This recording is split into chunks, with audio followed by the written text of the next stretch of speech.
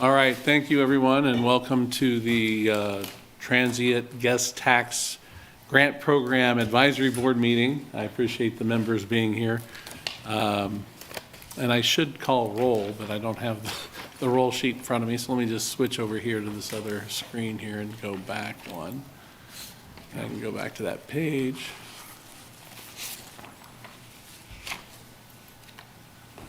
If I can. Not letting me. Okay, well. I know we're missing one person that I know of, so we'll go ahead and get started, and I can do the things later. But let's just go ahead around the room, because I know some of our folks we were here last year, and some of the folks may not know each other, so we'll just kind of go over. We'll start with you. Liza McKinnon. Hi, I'm Anthea Scoofus. Brendan Allen. Tim Metz. I'm Joey Potter. And online? I'm Heidi Champagne. Thank you, Heidi. All right, well, the agenda is packed. I appreciate your time. We will have 3-minute presentations here shortly, but we did want Porter, and I talked with Porter about the individual that had emailed me, and you see the email chain that we have on there that I submitted on the agenda and that you have reviewed, and then also their application. I wanted to get input from the board and a decision on how we wanted to proceed with that application. Again, I'll let you know, we got our first application. We got several applications starting on about, it was like 3 or 4 days after it opened, and we got ones and then a couple twos. The last couple days, the last day we got 17 in, ranging from the middle of the day clear up to 11:57 at night. So, you know, we did get a lot in on that last day. So that window was open for a month. So anyway, I wanted to leave that up to the board if you have a recommendation for that application or not.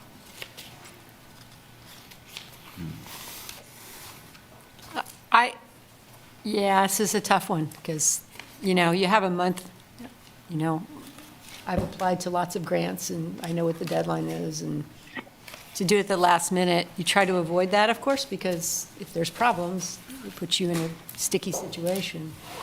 I was really impressed by the event last summer, duly impressed, but, so I'd love to see it, you know, happen in full measure, but, you know, they also didn't get it in on time, so that's a problem.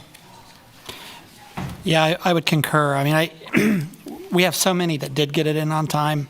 I feel it's a little bit of a disservice to them to accept late.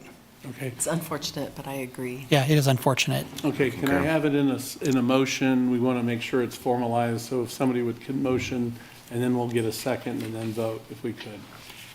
I'll move that we remove the Pride application from consideration. Do I have a second? I'll second. Okay. All those opposed, signal by saying aye.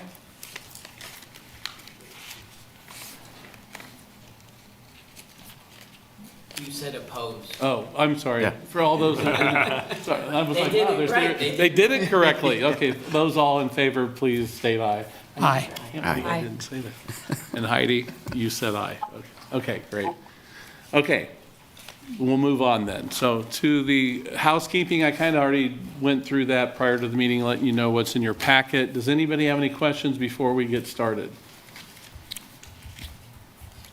One other person I want to introduce is Porter O'Neill, who is the Assistant Director of Parks and Recreation and is been a long-term person in this event or this process, and is also helping with this today, and actually is the leader of this. I'm just the sideshow. I'm happy to be here and help in any way I can. All right, so we'll go ahead and get started. We do have quite a few in store. So first up is the Douglas County Special Olympics, and I think I saw her online. Jackie, your 3 minutes will begin. Thank you. Thank you. Thanks for having me to speak to you a little bit about my grant application. It was a little hard for me to fill out because for us, it's not just one event. We go every day. We go year round. But what we do is we rent, all of our practice facilities are rented in Lawrence. All of our foods are purchased from various places in Lawrence.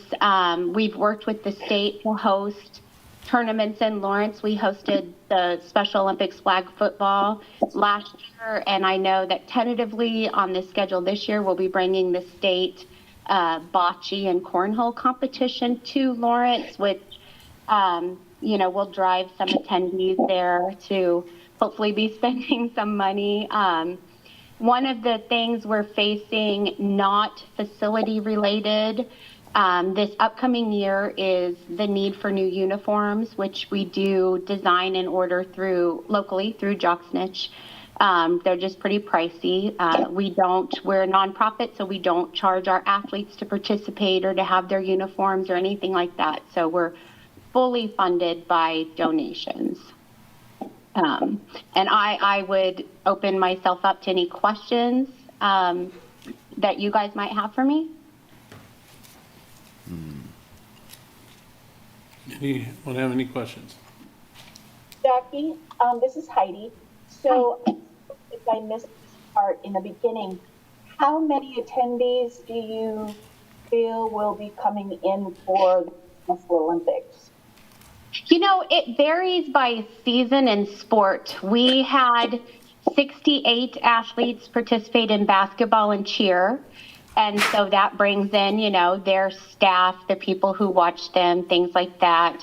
For the state competition that's going to be coming to Lawrence, we are what is called the Metro region, and there are 12 teams in our region. So it will be all those 12 teams and their drivers, their coaches, their volunteers, their family members.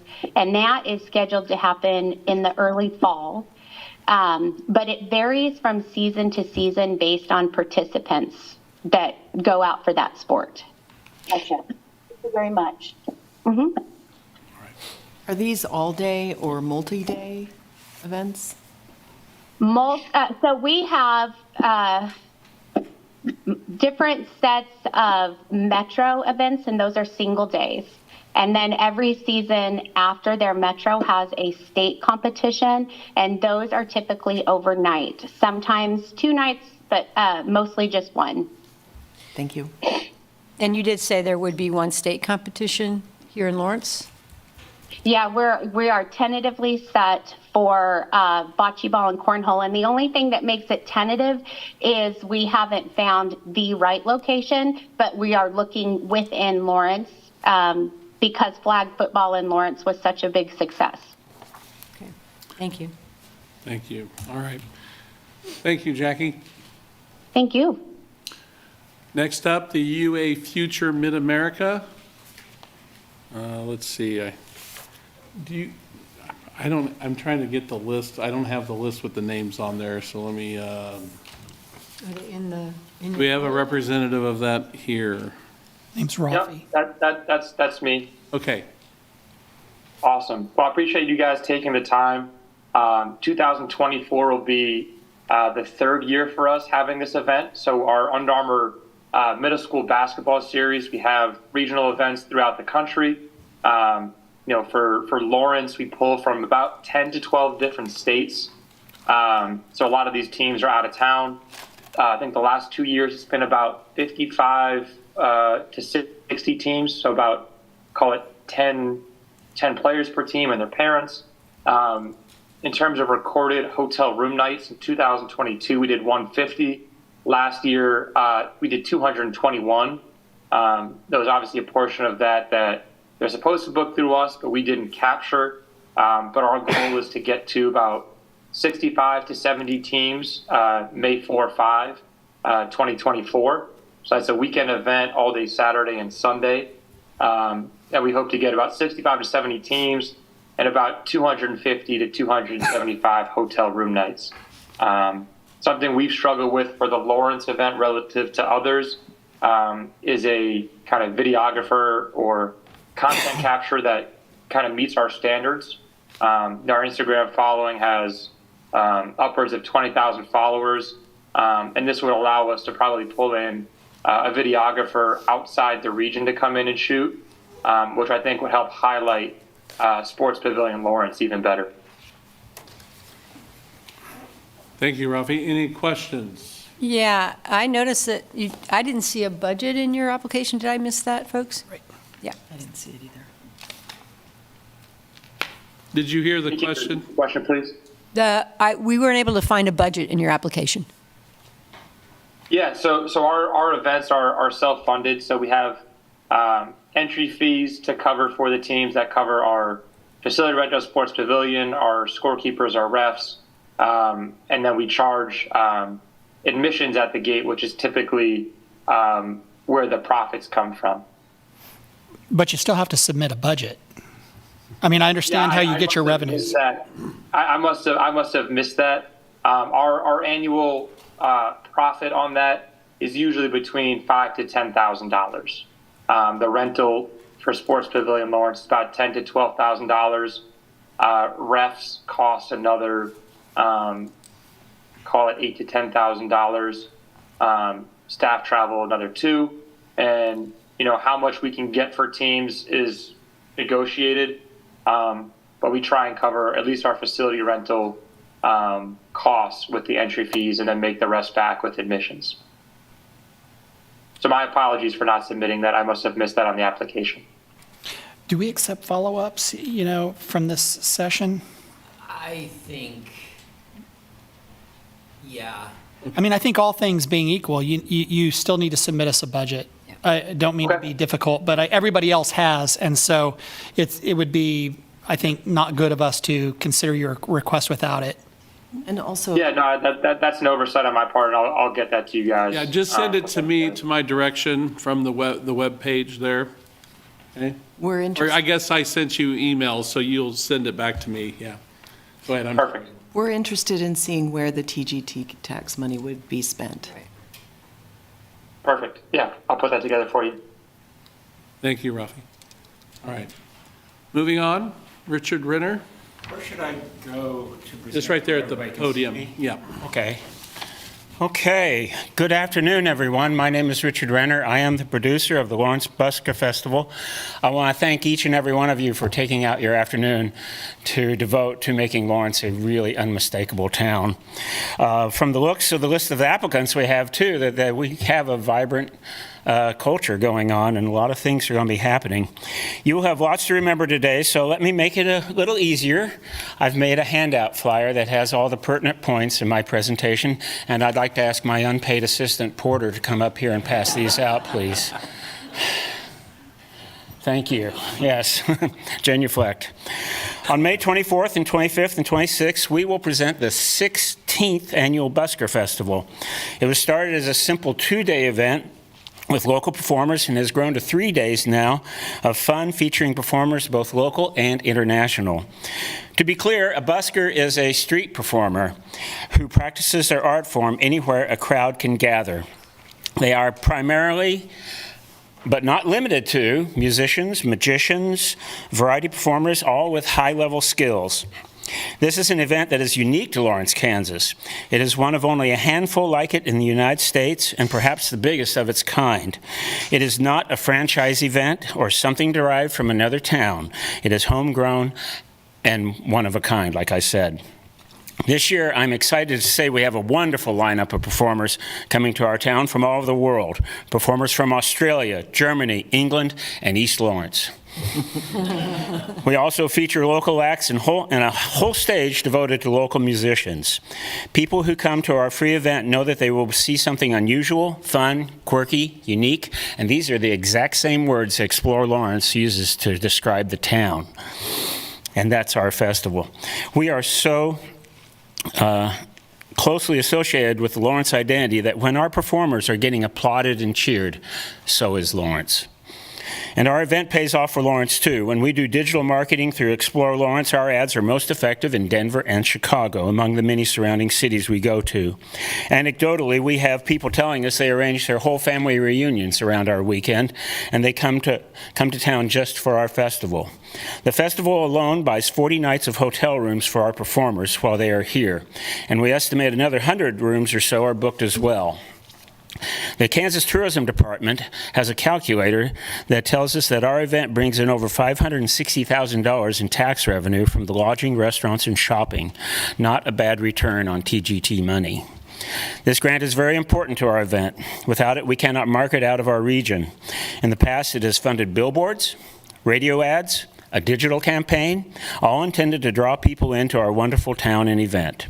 I humbly ask you to please fund us at our full amount this year so we can continue to make Lawrence unmistakably great. Thank you. Any questions for Richard? I'm over my 3 minutes, I think. You're right at Yeah. post, yeah. Questions? No? Okay. Thank you, Richard. Thank you. Next up is the Central States District Barbershop Harmony Society Fall Convention. And Doug? Yes, thank you. I am Doug Brott. I'm the Director of Events for the Central States District of the Barbershop Harmony Society.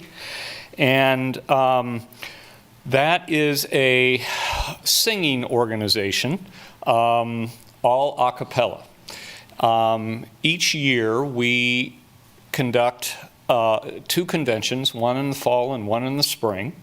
And in 2019, we started our association with Lawrence by booking the Doubletree Hotel as the convention headquarters and the Leeds Center as our venue for the singing competitions.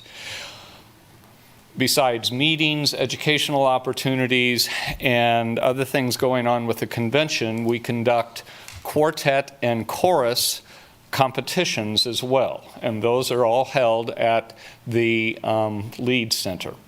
This past October, as I said, we started in 2019.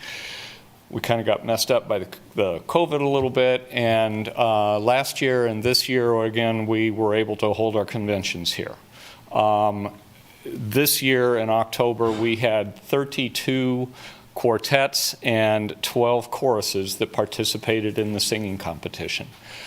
With the number of people attending, just under 700, we had about 520 room nights. The grant that we have requested would enable us to continue to add more educational opportunities and keep our registration at a current level. Unfortunately, historically, we found that when we increase the registration costs, attendance decreases, and then it takes a while for that to come back up. So this grant would work 2 ways for us, and it would be, we have the teams that we have worked with at the Leeds Center and the Doubletree are tremendous. We want to stay here. Right now we have commitments at both through 2027, and we want to make this our permanent home. Thank you. Questions? Anything you need clarified? Just wondering, how many, other than the actual participants, does the Leeds Center track attendance? I mean, do we know how many people? We have a Leeds Center mole here, so I'm... Well, being called out on this. I'm not exactly sure. I think people do attend, though. That's my recollection. Yes. Yeah, the 700 included not only participants in the competitions, but family, friends, people coming to watch and just hear the singing. Okay. Thank you, Doug. Yes, thank you. Next up, we have iHeart Local Music Presents Fally Afani. Hi, Fally. Hi there. Am I able to share my screen? Yes, okay? and we did have your presentation, but since you have it, you can share it your way. Yeah, there you go. Thank you. Okay. And the reason I ask is because there's some video clips in there too So you may or may not be able to hear them. Okay. iHeart Local Music Presents, is something that we've done always. It is, something we've done for the past decade, connecting iHeart Local Music with our community with free music to get residents and visitors, more in line with what local music does here, and also at the same time strengthening our economy and showing what we can do. This is a series of free concerts, and all the photos you see in here are from things that were iHeart Local Music Presents. You'll even see photos from Pride in here because that started as an iHeart Local Music Presents with a focus on music. We just happen to always book drag performers with everything because we really love the drag community, and we try to connect arts communities together when we can through our live music events, and that also helps get people connected more with music. So these are all photos that I've taken. Then some examples of our events include Pride. Every Pride except for the one we just had was an iHeart Local Music Presents. We also had a Queen tribute, which was really fun, and an ABBA tribute that was really wild and exciting. And we put these in different venues throughout the year. And we aim to have these at times of the year where it's really slow and there's not a lot going on to kind of keep the economy going, the local music economy, as well as, the downtown economy. The community impact on this is pretty priceless. You can see there that it's what I've found is that people in the pandemic, they got used to not going out, and it's been really hard to get that younger generation involved again. All these events are free and accessible. That's something that we can't do without the help of funds like the TGT funds and grants, because when you take away the barriers, it makes people more likely to get involved with their local arts scene. And we also invite a lot of organizations to come out and table and take part. This has a really good economic impact on our cultural economy beyond just heads and beds with hotels. We also, whenever we book these, we have a lot of people telling us they stay in Airbnbs, they just drive into town for it. We have a really strong connection with the music and drag scenes in Topeka and Manhattan, and so they come in as well too, and it attracts regional visitors from all over, and they just spend the night. I wish I had harder numbers. I haven't been very good at taking care of that, but I'm hoping to in the future because I'm learning more about it. And grants like this can help us expand and grow more so that we can have harder data and have a bigger cultural impact. This also aligns with TGT's goals and the Lawrence Strategic Plan. This provides free music events that will enhance Lawrence's character and reputation. It boosts tourism by showcasing the local music scene. It demonstrates our unmistakable identity. And our events require really a diverse cast and representation. That's always been for sure. We have people who are trans, Black, Mexican performing all on the same event. The performer in this photo, actually, that was their first one, and that prompted them to move to town, and then they started performing in our venues every week. That's a huge cultural impact. I'm going to see if these videos play, just a couple of quick clips. If they don't have audio, let me know, and I'll just kind of go past them. So. Yeah, there's no audio. No audio? No audio. So this is one of our drag performers engaging in crowd. And then this is from one of the earlier prides we did. This I think might have been pre-pandemic, even or post-pandemic. We're somewhere it's all blurred together. But a lot of what we do involves putting musicians right in front of your face. So sometimes we do things on the street leading up to it. We'll kind of take people down, get their attention and into the venues, like in a very literal sense. So thank you for hearing from me today. I'm not sure if I went over my time limit or not. I didn't have my timer running. But this is something that is very dear to my heart, and everything I do in my work revolves around strengthening our local music economy. Thank you, Fally. Okay. Anything clarifying you needed before we move on? Sally, what are the dates of the music events? Are they throughout the year, or? Yeah, so I always aim to have one in February, and I have one booked. We just are waiting until to get through the next couple of weeks to announce it. And I'm very strong in marketing and promoting, and so I'm really eager to get on that right now. And so we have one in February, and then we try to do it when there's kind of a lull in the summer at the end when there's not a lot going on. But usually we aim for the winter and then the slower summertime months. Thank you. Okay. Fally, do you have any other? Have you sought any other sponsorships? I don't know if I saw that in the application or not. Yeah, so we're still gathering, and we have a couple of local businesses that like to try to help match the funds on that and help with sponsorships. But they cover a little bit, and so but not enough to sustain the events alone. Right. And then did I read your budget right? Is your budget $6,000? It was not really clear on my screen. You know, it was kind of small, and I was trying to explode it, but I couldn't tell. Looks like it's 6,000 to me. Yeah. Okay. I was confused by Yeah. that. Yeah, and some of that includes venue rentals. Some of the venues used to let us, you know, just kind of throw events, whatever, but they're struggling too after the pandemic, and I don't want to put any stress on them. And so a lot of this is also helping us not just work with the artists and the creators, but the venues and the whole ecosystem and sound guys, you know, and all that that helps support the local musicians. Thank you. Thank you, Fally. Moving on, much. we have iDigBio Digital Data in Biodiversity Research 2024. Sounds like a fun convention. And I'm looking for, let's see if I can find the name real quick. Sorry, I had it and then I lost it. Andrew. Yeah, Andy Bentley. Good afternoon, everybody. Thanks for giving us the opportunity to present. And sorry I couldn't be there in person. I was diagnosed with COVID last night, and I thought I'd probably not want to share that with you. We appreciate that. So I'm presenting today on behalf of both the Biodiversity Institute at the University of Kansas and iDigBio for the iDigBio Digital Data and Biodiversity Research Conference, which is going to be held May 28th through June 1st of 2024. The conference is being jointly organized by the Biodiversity Institute and iDigBio, which is an NSF-funded natural history collections digitization hub. So one of the things that natural history collections are doing a lot of now is digitizing all of the information associated with the specimens in their collections and making them available to the outside world. We're also going to be engaging Haskell Indian Nations University. There's a lot of tie-ins with some NSF programs that they have running as well.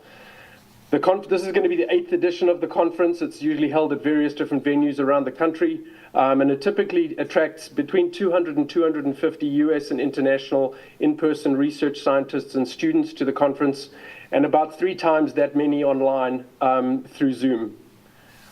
We've been working with Jayhawk Hospitality here on campus, as well as with Explore Lawrence to arrange hotel blocks and venues and travel logistics and all of those kinds of things associated with the conference. It is a 3-day meeting of oral and poster presentations with 2 travel days, so 5 total days of attendance for all of the attendees. It's going to be hosted at the Birds Union on the KU campus, and there's going to be events at the beautiful Kansas, the KU Natural History Museum that you can see in the background there. There is an icebreaker social event that is associated with the conference that's going to be at an off-campus Lawrence venue to be determined. All attendees will be staying at Lawrence hotels, so we're looking at probably about 1,000 room blocks.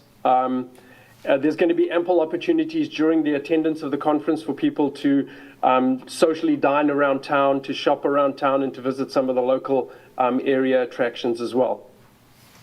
We believe that this is a great opportunity to elevate the status of the University of Kansas, the Biodiversity Institute, and the Natural History Museum. But more importantly to this group, we think it's a great opportunity to elevate the profile of Lawrence as a conference destination while bringing substantial tax dollars into town. Just a side note on that, I've already been approached for next year, for 2025, to host a very similar conference here in Lawrence for between 400 and 450 people because of this opportunity that we've taken up right now. And with that, if anybody has any questions, I'd be happy to answer them. Anything needing clarification? Yeah, Andrew, I'm just wondering, do you have other, with this estimate, I'm a little confused, do you have any other commitment in support of this project financially? Yeah, so there are commitments from the Biodiversity Institute at KU and also from iDigBio. Okay. So we will be jointly funding the meeting. We're hoping that the TGT tax dollars will offset some of the cost of the Biodiversity Institute's contribution to that. Are there fees for the participants? Yes, there are registration fees associated with the conference, and those usually go to offset iDigBio's input to the conference. But it's not open to the public generally, right? I mean, it's only open for paid registrants? Yeah, only open for paid registrants, correct. All right. Thank you, Andrew. Thanks so much. Moving on, we have, let's see, it is the Circuit of Champions by Big Time Hoops and Jamil. Hello, everyone. Thank you for your time today. Hopefully everyone can hear me clearly. This will be the 5th annual Circuit of Champions of Kansas at the Sports Pavilion. We are requesting grant funds for a specialized marketing campaign directly associated with this event. So the Circuit of Champions is hosted in 14 other states. Last year, our numbers decreased for the event because we feel that these certain events that we host need to be marketed across the United States. Even with our limited number, our decreased number of teams last year, we still drew teams from Arkansas, Colorado, Iowa, Minnesota, Texas, Missouri, Illinois, and Nebraska. So we would like to increase those number of teams that will actually compete from 8 to at least 12 this year. So those marketing funds will help us create social media videos specifically catered toward Lawrence, Kansas, and Kansas, the state of Kansas as a whole as well, to attract those teams from other states. We will promote these specialized videos on Instagram and on YouTube. We project to have at least 100 to 110 teams this coming year, with about 50 to 55 teams requiring lodging. So that would translate to between 240 to 300 rooms over the May 18th and 19th weekend. With that being said, I will open it up for questions. Anyone need anything clarified? No? Thank you, Jamil. Thank you. Have a good day. You as well. Next up, we have the Perfect Game Baseball College Campus Series, Jayhawk Classic, and Angel. Awesome. Help. Thank you, everyone. Appreciate your time, and certainly, Roger, with your guidance and leadership. Appreciate the structure that's been created. I'm blessed to be able to present this to many various partners across the country, and I appreciate the process that goes into this and the selection as well. But as it relates to Perfect Game, we have a very good college campus series event that's really unique because it does include the University of Kansas as part of that, where the athletes will be able to have a local component to attend a college baseball event. And last year, we were able to target 48 teams total, and that's our goal is 50 plus for this year, with teams from a drive market throughout the state of Kansas staying overnight for at least 200 room nights. Two of the specific hotels that benefited from our event last year were the Country Inn and Suites, as well as the Baymont. We did have teams from Missouri, and one each from the state of Iowa and South Dakota that came and enjoyed your destination. For any public support does go and offset facility costs for those elements of the event. One of the strengths of what we do for our 8 to 14U age group is that social media dynamic. It's an aspirational model, so whatever goal and objective that athlete wants to achieve as they grow in their baseball path, whatever that may be, whether it's to play high school, collegiately, or professionally, there's tools and resources that we do market and advertise, not only the event and the destination, along with athlete performance as well. That's a snapshot of Perfect Game. We do well over 600,000 room nights across the great country, and then we do have some international events. And our focus for this year on the baseball side will be to extend that drive market to those states that touch the great state of Kansas, and trying to get more visitation, but certainly understanding that the facility capacity is where we'll be capped. But we're hopefully to grow that event. Having locals stay home and not needing to travel to some of our bigger events and other concept events like this is certainly a benefit that we try to highlight as well. So that's citizen and visitor engagement piece. Any questions or clarifications people need? It looked like in the application, most of the fee would be used for rental fees. Is that just the facility itself? Yes, the facility itself. So we've only allocated that across the country, just that certainly understanding public dollars. And do you have any other financial support at all, Angel? No, we do not. How many locations, I'm just interested, how many other states are you holding? Obviously, they're going to have different names, but kind of similar events. Well, ironically, this is one of our first college campus series events, and we only do another one currently at University of Missouri in Columbia. So that concept is growing. However, we got to get them right in both of our core cities currently. But we've had a lot of college campus communities with an interest of this concept. So we'll see how that goes. But we certainly have to be courteous to our current partners, and we'll probably consider those on the East and West Coast as opposed to somewhere else in the Midwest region. Thank you. Thank you very much. You make it a great day, all right? Awesome. Thank you all. Next up is the holiday show tradition at Theater Lawrence. Linda Honeyman. Hello, everyone. Yes, Theater Lawrence is getting in the Christmas spirit, as we do every year. We're a nonprofit community theater with 300 seats, and we've been performing for over 40 years. So we see a lot of the same families coming in. We love telling the story when we sell our tickets that if they come in and stay overnight, they can attend other events in town at the Arts Center and the Lead Center, of course, and the old-fashioned Christmas parade, pretty much all in one weekend. So we do have, we work with some of the local hotels for discounted rates, and we have those on our website.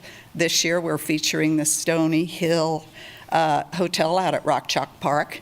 And if the kids want to stay in a hotel with a pool, they'll have to stay with Derek at the Hampton Inn. So we know a lot of the hotels in town because actually I used to be in the hotel business. So we can make recommendations, and we love doing that. We spend about $100,000 each year on creating a holiday show. We spend that on costumes, set, and royalties is a big thing because most of the time we have a Disney performance, which they charge us more for the royalties. Let's see. Oh, the American Association of Community Theaters documented that people in the year 22, which was right after COVID, spent $151 billion in the communities of small theaters of performing arts. So Lawrence definitely got a piece of that. I know our restaurants right across the street actually a lot of times do entrees that tie into our holiday show. This year, it's The Christmas Story, the Red Ryder BB gun, and it opens tomorrow night and goes until the 17th. So most of the shows are already sold out. On December 14th, there's still openings. But, you know, creating the tradition takes year after year. Working with some of our other friends in town, so we feel like we actually do have one of those traditional pull factors for the city of Lawrence. So I don't know if there's any questions about the grant application. We love doing new things, and we love experimenting with some of the marketing that we have in the community and even on a statewide program through KPR and trying to reach new audiences. Last year, our ticket sales actually showed that tickets came from 12 states. So a lot of it is families of the actors who are volunteers. We have 1,000 volunteers who work with a staff of about 5. So, you know, we can keep costs pretty well under control and change things easily. But if we didn't have our volunteer pool, we couldn't do it. So the community definitely has a vested interest. And quite honestly, the extra sponsor funds that we bring in, we actually have to limit who's in the Christmas show because everybody wants to be in the Christmas show, but yet they're all using it as part of their marketing budget. So in order to keep the value for them, we actually have to tell some people they have to pick another show. So that speaks highly of the success of the holiday tradition. Thank you. Any questions Yes. people may have with the application or clarifications that are needed? Okay, I only have one folder left, Porter. Or one flyer. I do have one quick question. Yes. So it appears most of the people that come to this are probably local, though, because the Yes. hotel nights was seem a bit lower. Yes. So not too many people from out of town. Okay. Right, and most of the time, and quite honestly, a lot of the out-of-state ends up staying with their families. And I try to get the hotels to do a direct link so we can track the statistics. But just like, a link may not show the total discount, because I was just working with Cynthia at the hotel and there was something wrong with the link. So, people call us and go, okay, I'm trying to get my discount. The link doesn't work. So that happens quite frequently when you do specific holiday special rates, that type of thing. So our tracking isn't very good at this point, and it's not huge numbers, but the money, the footprint that's left in the community is huge. And I wish there was a way to track that. It's like, okay, how many, light lamp cookies did you order? Or, whatever they name the entrees. So, but it is a community event. So thank you for all of your work. Thank you, Linda. Thanks, Linda. Okay, we're running ahead of schedule. I like this. That's good. Don't jinx it. Yeah, Huh? really. Oh, I know. I may have just killed us all, and you can beat me later. Okay. So we have, next up is the Free State Frozen Sectional Bridge Tournament. And Representative Mark Elster. Yes, sir. Yes, great. How are you? Good afternoon.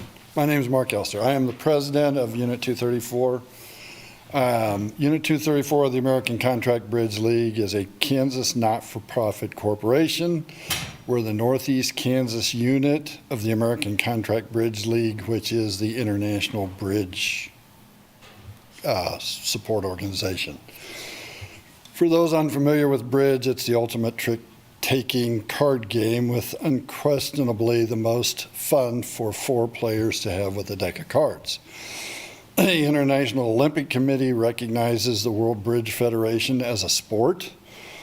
Like every sport, bridge has a lot to offer its participants. It is and has been enjoyed by millions of people worldwide, including Dwight Eisenhower, Winston Churchill, Margaret Thatcher, John Kennedy, Warren Buffett, Bill Gates, to just name a few. There's a local bridge club here in Lawrence called the Caw Valley Bridge Club. It's located up north by I-70. And the unit also supports that local bridge club where local residents can play daily.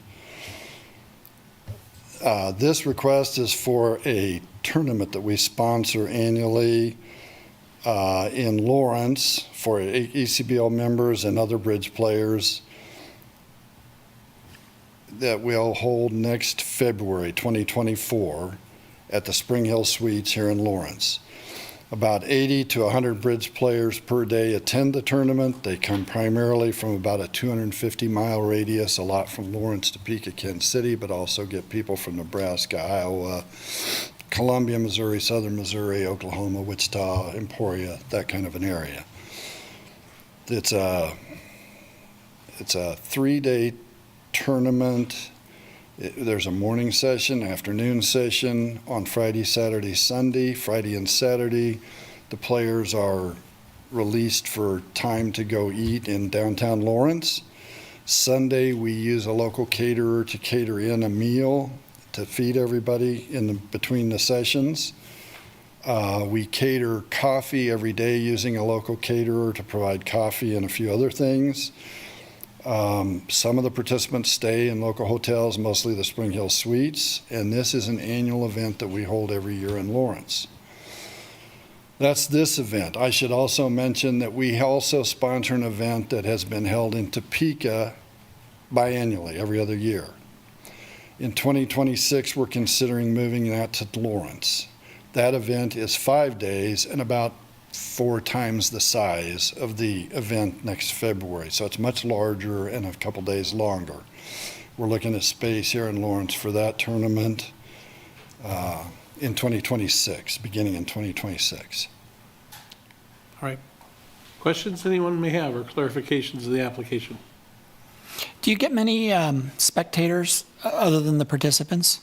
Very few, but a lot of times the participants will bring someone with them. We call them kibitzers. That's the local term, and they can sit and watch and learn. Yes. Okay, thank you. I just have a real quick question, just wondering, you said you were going to be in the process of printing flyers that you want to distribute in 5 or 6 states. How are you going to distribute those? We distribute them by email. We Okay, distribute them, well, there's a regional tournament in Kansas City in Okay. December. We'll put a pile there, and Okay. they're also posted on the ACBL website, so internationally, anybody can look them up. Okay, thank you. Anything else? No? Thank you, Mark. Thank you. Thanks for your time. Happy holidays. Next up, we have the 52nd Annual Kansas State Fiddling and Picking Championships, and I see Max is online. Max. That's right. Yeah, thank you. I'm broadcasting from the University of Kansas here, and we're in the middle of our fund drive at KPR, so forgive me for being outside in front of Ruth O'Leary Hall. But I just wanted to start out by thanking Porter and of course everybody else on the TGT Program Advisory Board. What a cool program.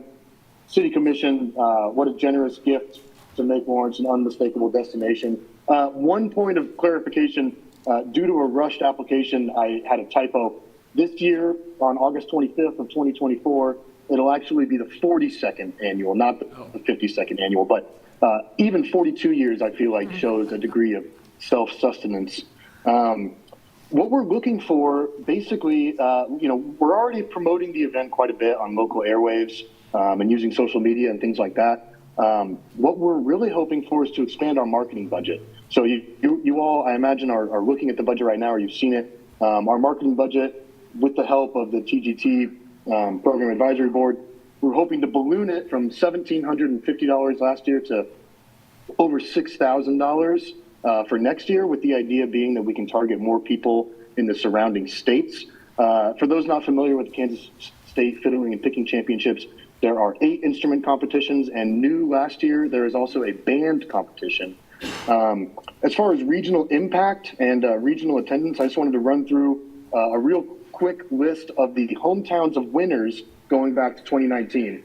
Are you ready? We've got Lawrence, Kansas City, Kansas, Kansas City, Missouri, Joplin, Missouri, Eudora, Kansas, Wichita, Emporia, Ottawa, Williamsburg, Hayes, Arlington, Aptos, California, which is in the Santa Cruz area, Olathe, and Topeka.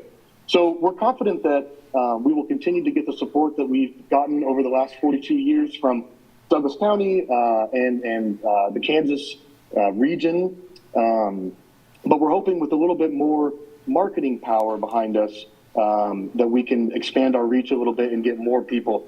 The band competition, which was a first-time event last year, was incredibly popular, and I'm really hoping to get in touch with some regional bands that I'm familiar with in Colorado, Oklahoma, Nebraska, Missouri, places that could reasonably, make the one-day drive to attend the championships and come and compete. As far as how we plan to spend the money, the number one priority would be, like I said, advertising. Going down the list, it would be design, printing, and then paying a videographer to shore up some more of our stuff. And then I don't have a timer going, so I don't know how much time I have. About 30 seconds. But are there? Okay, perfect. Are there any questions in 30 seconds? Max, when is the championship taking place in 24? It's always the 4th Sunday in August. So in 2024, it will be Sunday, August 25th. Great, thank you. Of course. Thank you all for your volunteerism, and what a cool program the City Commission has put together. So thank you very much, everybody. Thanks, Max. Thanks. Thank you, Max. Next up, the Crash Combat Championship 3 Downtown Fight Night. Asa? I'm Zach Busha. Zach, okay, that's not the name I have. Okay. Asa Collier's with me here, though. Okay. I'm Zach Busha with Crash Combat Championships and Lawrence Fight Club. We're a local mixed martial arts gym that hosts people from Haskell, KU, Lawrence High School. A lot of local people come there to learn about martial arts and stuff like that. With the Crash Combat Championship into that, what we're looking to do is bring in a lot of regional fighters from Kansas City, Wichita, Topeka, a lot of the connections that we've built over the years with the martial arts running, bringing them. A lot of them are bringing their families from around, and their fans and people that have followed these fighters for a long time and have them compete on a local level with martial artists here, and build the community around that in Lawrence.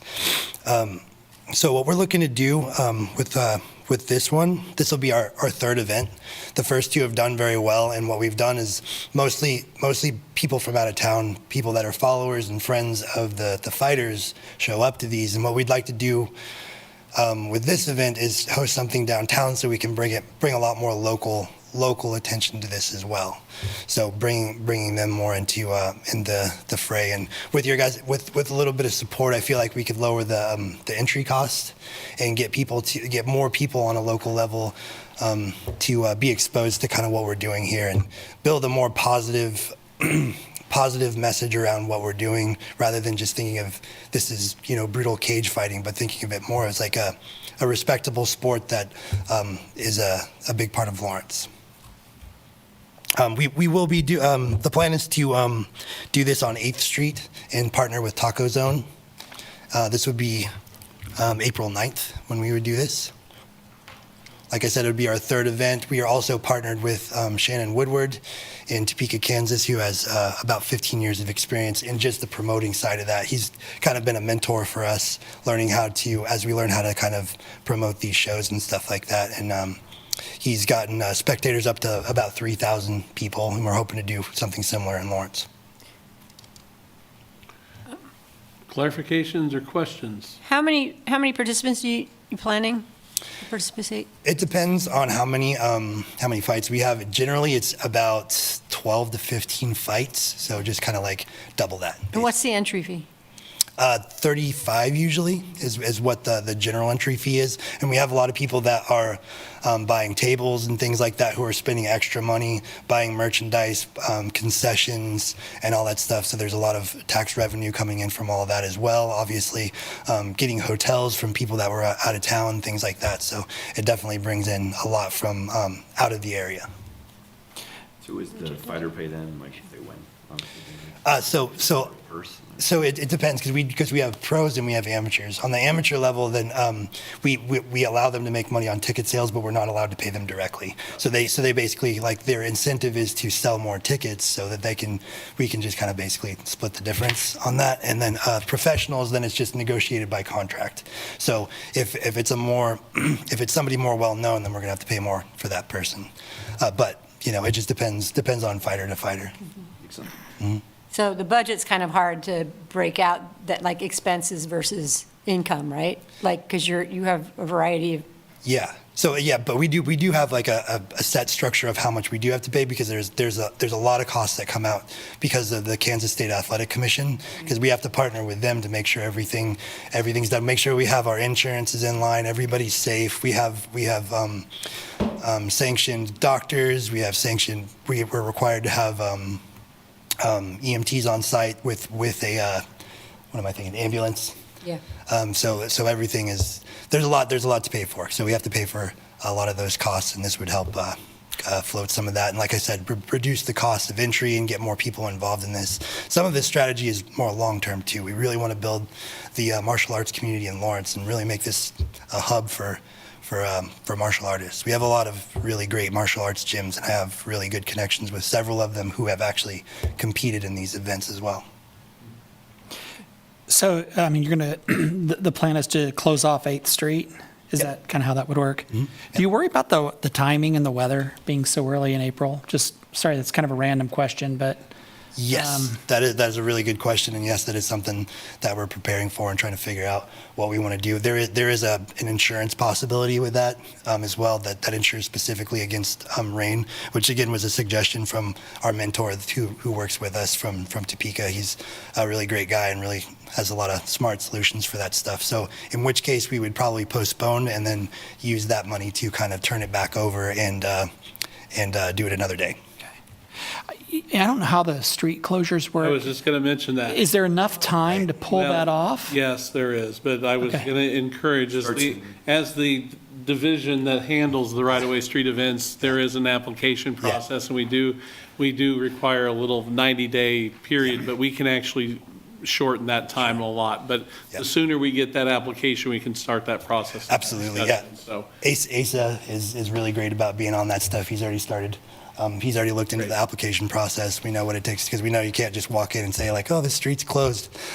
So yeah, we're definitely on all that stuff. we'll work with that on whoever, has the application. I try to get other departments involved in it too, and have a meeting prior to, and several meetings leading up to the event, so. Great. Yeah, and then the more we can partner with people like Taco Zone and other local businesses, we want to get more people involved too, to make sure everybody in that area is on board. And they looked at closing the street. I know they had a rain issue at the time that they were going to close it, but they do know the process as well, so. Sure. Thank you. Sweet. Thank you for your time. Thanks. Thank you.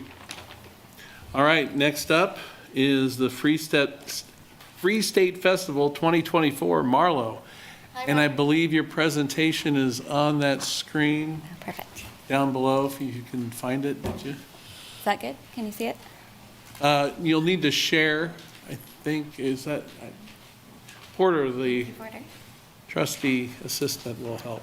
Oh, actually Kurt's helping from Kurt is, okay. behind this curtain. Thank you, Kurt. Okay, Fantastic. thank you.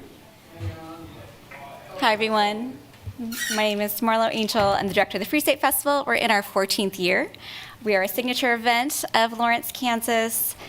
We were the only Lawrence event that was recognized in the Kansas City Pitch Best of Kansas City 2023. And I believe the headline was Free State Festival, a beacon for freaks and freedom in the Midwest. So I think we're going to make that into our marketing campaign for 2024. This year we had 3,000 audience members, actually a little bit more than that.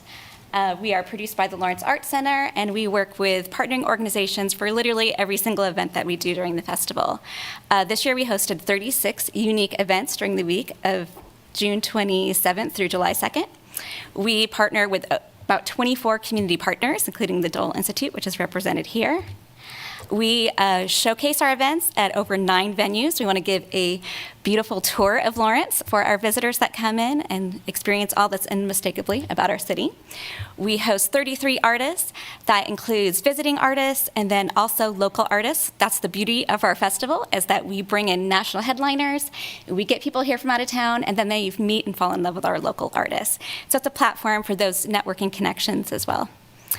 We showcase our art in unique ways. So if we're doing a film presentation, there might be music that goes with it. This is DJ Spooky doing a live score to a silent film. Music, this was really fun. This was a tribute concert that Heidi Gluck, one of our Phoenix Awards winners, did, and it featured members from the Lawrence Community Orchestra. It's her first time working with classical musicians, so it's really cool. We do visual art. This is our first time doing dance in 2023, and that was a really beautiful experience with some visiting choreographers from Kansas City and Wichita. And we also hosted the Downtown Lawrence Sculpture Exhibition during our festival this year, which was a lot of fun. Ideas, we love to showcase comedians and thinkers from all walks of life, and this was Chris Estrada who really tore up the crowd. He was amazing. We do a lot of hospitality, so we combine opportunities to feed everyone. This was on the left, this is Jason the Native Chef, and he did a wonderful community meal in between some film screenings using some beautiful organic ingredients. And then on the other side of this is Free State Beer. They did a pairing with us. So we did short films, and they did beer samples that paired with the short film. So we try to give our local businesses a lot of love and opportunity during our festival. This is my favorite slide because this is why I keep doing this festival year after year. It's a lot about the economics and the wonderful cultural things, but the connections that are made during this festival, this is what is long lasting. We have right here, Boots Riley is on the left. He went home, he's a filmmaker from Oakland, California. He went home with a Black Lawrence t-shirt after our festival. People come in for the festival, they don't just come in for one day, they're here for multiple days. If we do one-off screenings during the year, they're in and they're out. But during the festival, they fall in love with Lawrence. They get to know people, they get to know organizations, and it trickles down.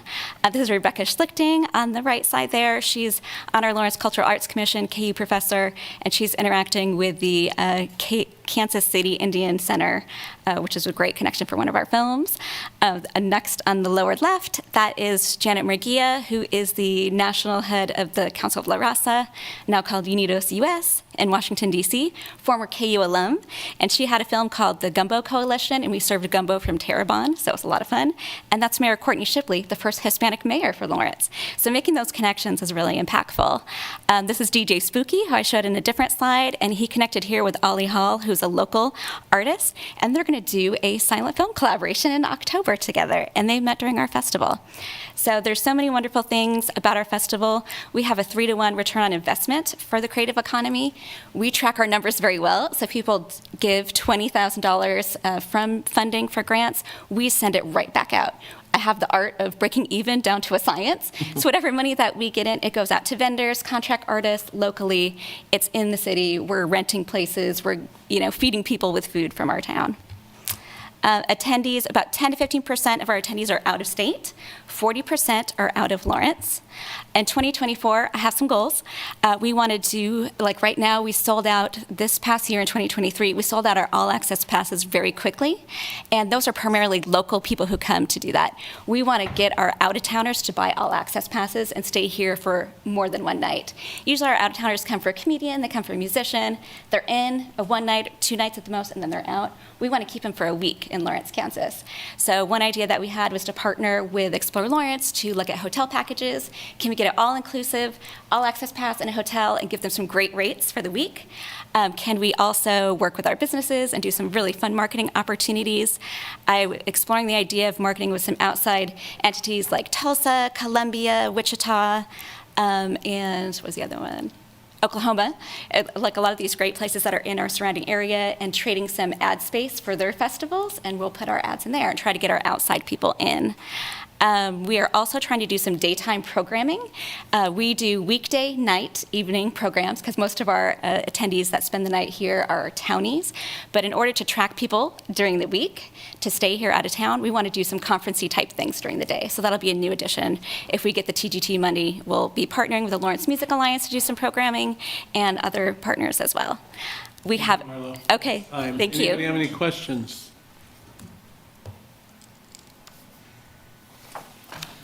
All right. Thank you all. Thank you. Thanks, Rob.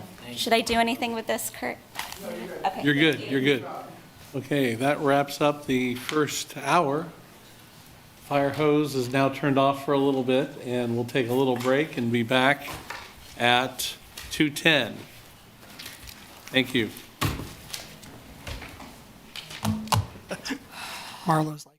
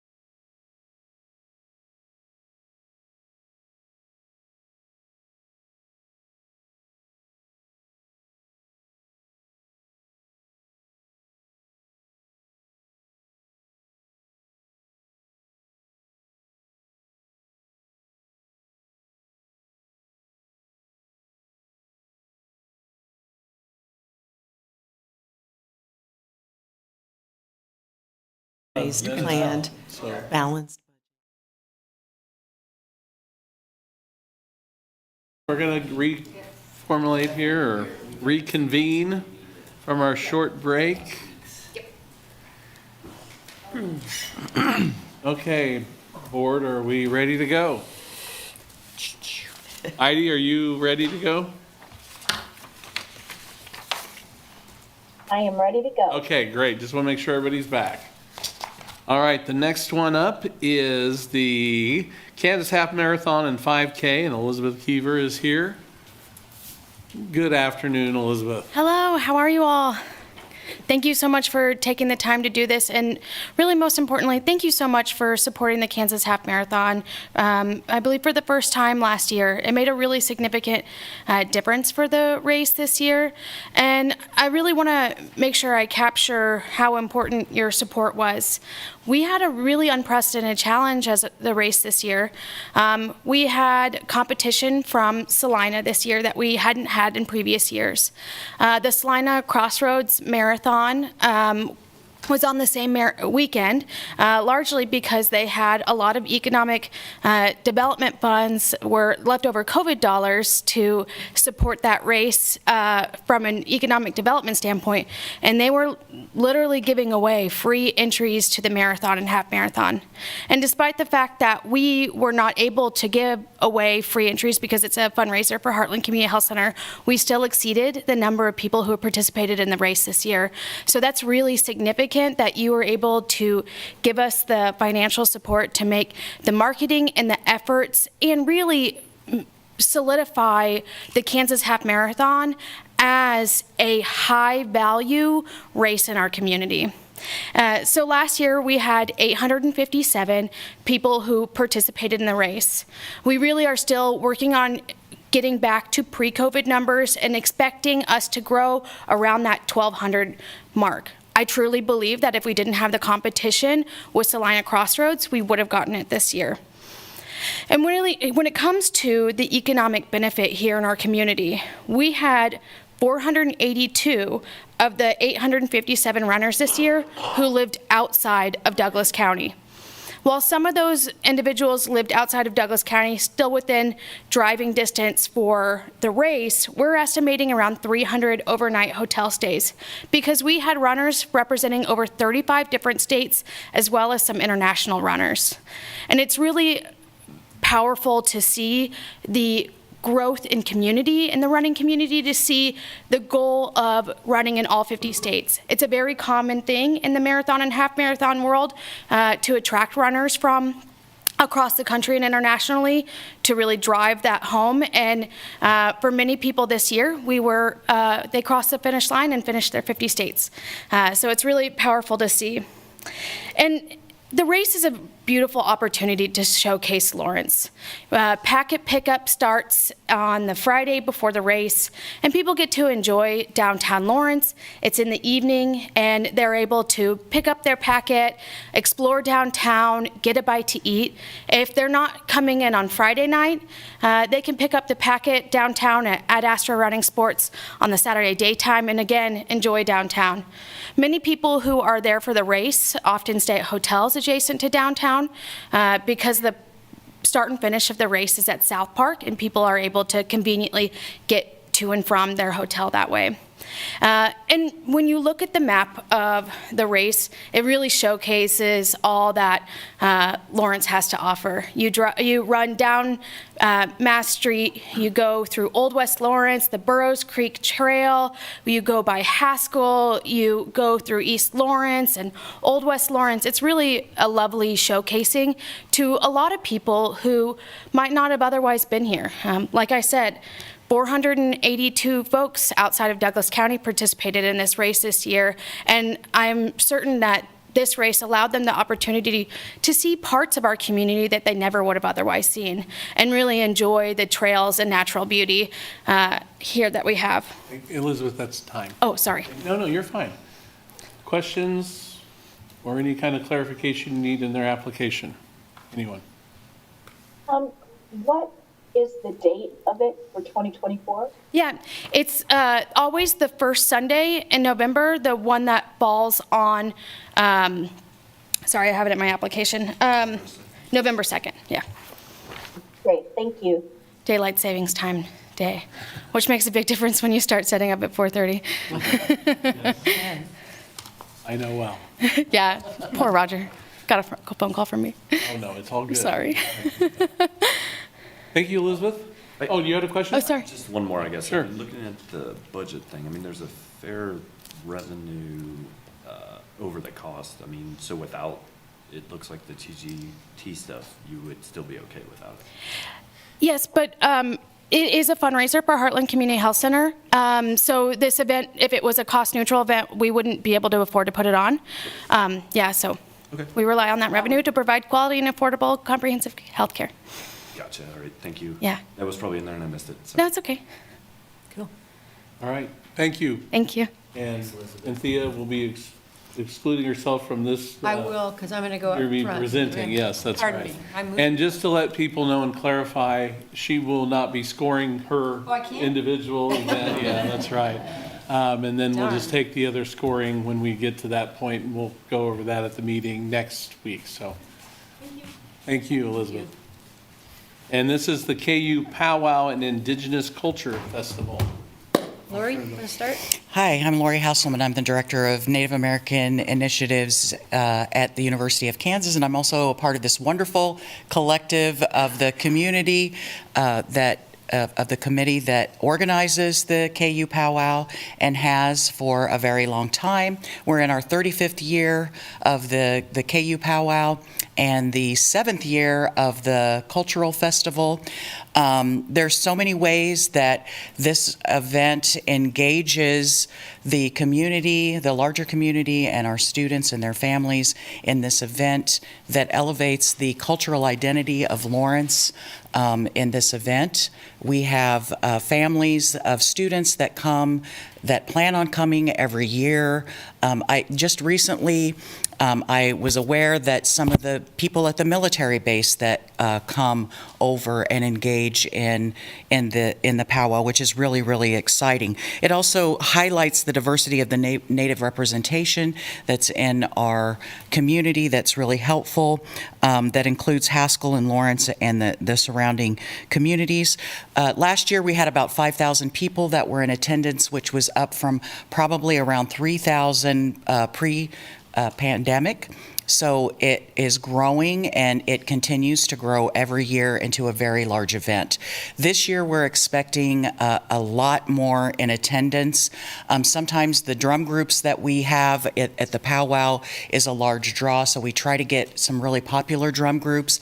But this year, in addition to some community commitments to support the powwow, the university has made a commitment to powwow grounds. And so the Liad Center has graciously given us some space that is just off of the space that we normally have the powwow, and the university is beginning construction on some actual powwow grounds that will be dedicated to the use of this annual event. So we're really super excited about that.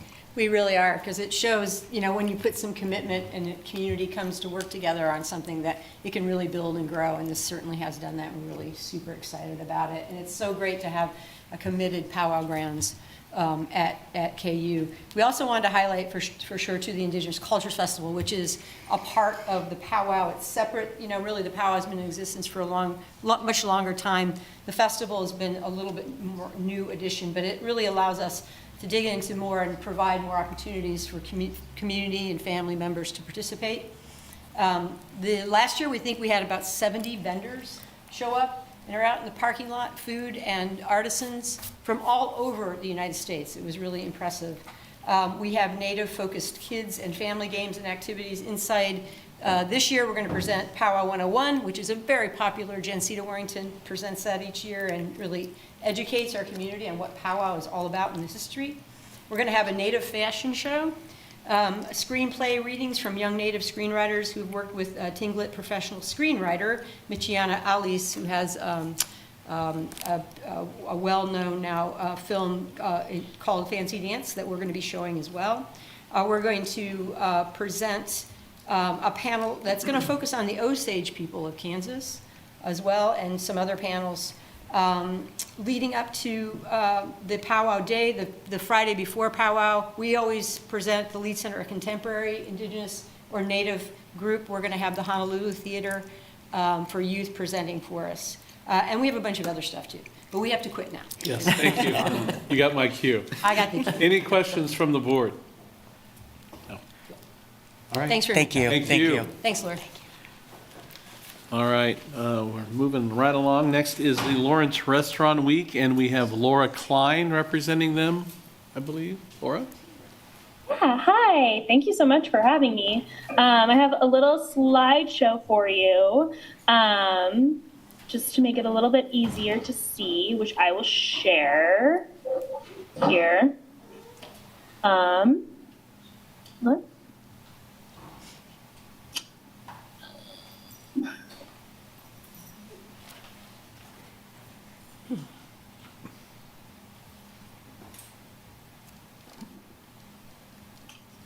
Give me one moment.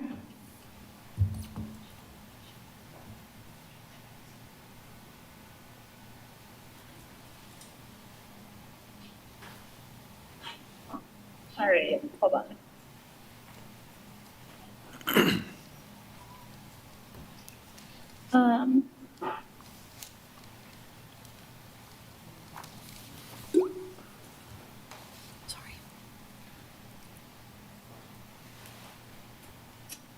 Well, my computer is not wanting to cooperate, so I will share information with you that's on my slides, and then I'll email them after.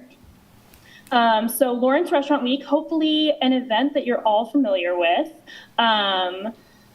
We are on track for January 19th through the 29th. So it'll be 2 weekends in 1 week, right on the heels of the Kansas City Restaurant Week. It'll highlight all locally owned drinking and dining establishments. And we invite guests for special menus and special features that showcase kind of what each establishment has to offer. I'm sure as many of you know, outside of the university, the hospitality industry is the biggest employer in Douglas County. So it really facilitates and puts on showcase not only an important part of our economy, but also a really big driver in tourism. So last year we received TGT grant funding, and it was really instrumental for us. We partnered with Explore Lawrence, and with that money, we were really able to advertising to surrounding areas, including Kansas City dining areas, to try to really draw in some crowds from outside. It kind of promotes, in addition to promoting the hospitality scene within Lawrence, it also promotes, the first year to promote the Hospitality Workers Relief Fund, which is a low barrier fund that provides emergency assistance to hospitality workers in Douglas County. And it partners with local nonprofits to do so. So last year, with the TGT funding, we were able to cover our administrative costs and increase our advertising, and then able to fundraise about a little over $10,000 for the Hospitality Relief Fund. So in addition to increased restaurant sales that then feed back into the TGT tax, we were able to donate over $10,000 to local partner organizations as well. Last year with the grant money, we saw more restaurants participating than ever, with over 80,000 unique users interacting with event content online, 450,000 Facebook, Instagram, and Twitter impressions on dedicated event pages adjacent to community pages, including Downtown Lawrence Inc. and Explore Lawrence. We had 38,000 TV and streaming service ad impressions with Midco on Newsy, CBS News, MTV, Fox News, CNN, Discovery, MSNBC, and Paramount. We had 150 website page views with event content online. In 2022, we had 160 unique out-of-town visitors with that generated an average of 1.5 hotel nights each. And in 2023, our restaurants reported that it was the most successful Restaurant Week event yet, and that was without a single KU home game, basketball game within that 10-day period. So Restaurant Week was a driving force in volume, I guess is what I would say. Thank you, Laura. That's your time. Any questions for or clarifications for her that you'd like to have answered? Thank you, Laura. You make it a great day. You too. Next up is Rev It Up Hot Rod Show and Street Fest, Michelle Chronister. There she is. Oh, good timing. I just walked in the door. I was hoping you wouldn't call me while I was on the turnpike. It's on my way back from Topeka. So Rev It Up, we are in our 16th year now. We started off as a car show for the community and as a fundraiser. We have our own nonprofit, and we would select a not-for-profit in the community to give the funds from the car show to. It has become a festival. When we increased our music headliners, we upped our game and started getting some international recording acts in there. It became a free concert, which created a different dynamic in the community. It brought in more people for the music instead of just the car show. And then year before, in 2022, we started creating a family zone to have not just the food and drinks and things like that, but actual activities for people with children to come and hang out and play in the park. And it was a huge success this year. We had about 475 cars, thousands of spectators, and about 60% of our car people were from outside of Douglas County. That being said, we are in the process of putting together a pre-party on Friday to have car guys come, and we want to do a concert somewhere in the downtown area. We don't know yet who we're going to be partnering with, but we want to have a concert and a registration time to get the car guys there the night before so that they'll stay, so that they'll use the hotels. And we are also drawing from Nebraska more. One of our, was going to be our headliner last year, but one of the band members had a cancer recurrence, and he's in recovery now. But they have a big draw, and if we can bring them back again this year as maybe an opener for our headliner, that will bring more people down from Nebraska as well. We have Amber Fox scheduled as our headliner out of Southern California. She's in Europe right now, but she's an exceptional musician, and she has a huge draw. So we're looking forward to bringing people in for that, and we'd really like to get more overnight guests. Any questions or clarifications people need? Is there a fee for participants? No. My husband and I put up the money for all of it because it's like our tithe to the community. So we pay for the musicians, and we pay for all of the fees to put on the show. We buy the merchandise, and then every penny that's raised for registration for the cars, if they do make a donation, every penny goes to the charity of choice, which for us has been the Ballard Center for quite a while now. That's just one question. That's great, by the way. But just in regards to your budget, it was a little hard to read for me because it came in upside down and kind of, so just note that it was just a little hard to read the budget. Okay. Michelle, if you want to resubmit, I can send that back out. So if you want to kind of put it together or just clean it up and get it back, we can do that, okay? Oh, sure. I'll be happy to. Yeah. Okay. Any other questions or clarifications needed? All right, thank you, Michelle. Thank you. Appreciate you guys. Thank you. Next up is Operatic Expressions featuring 4 of America's finest singers. Jesse?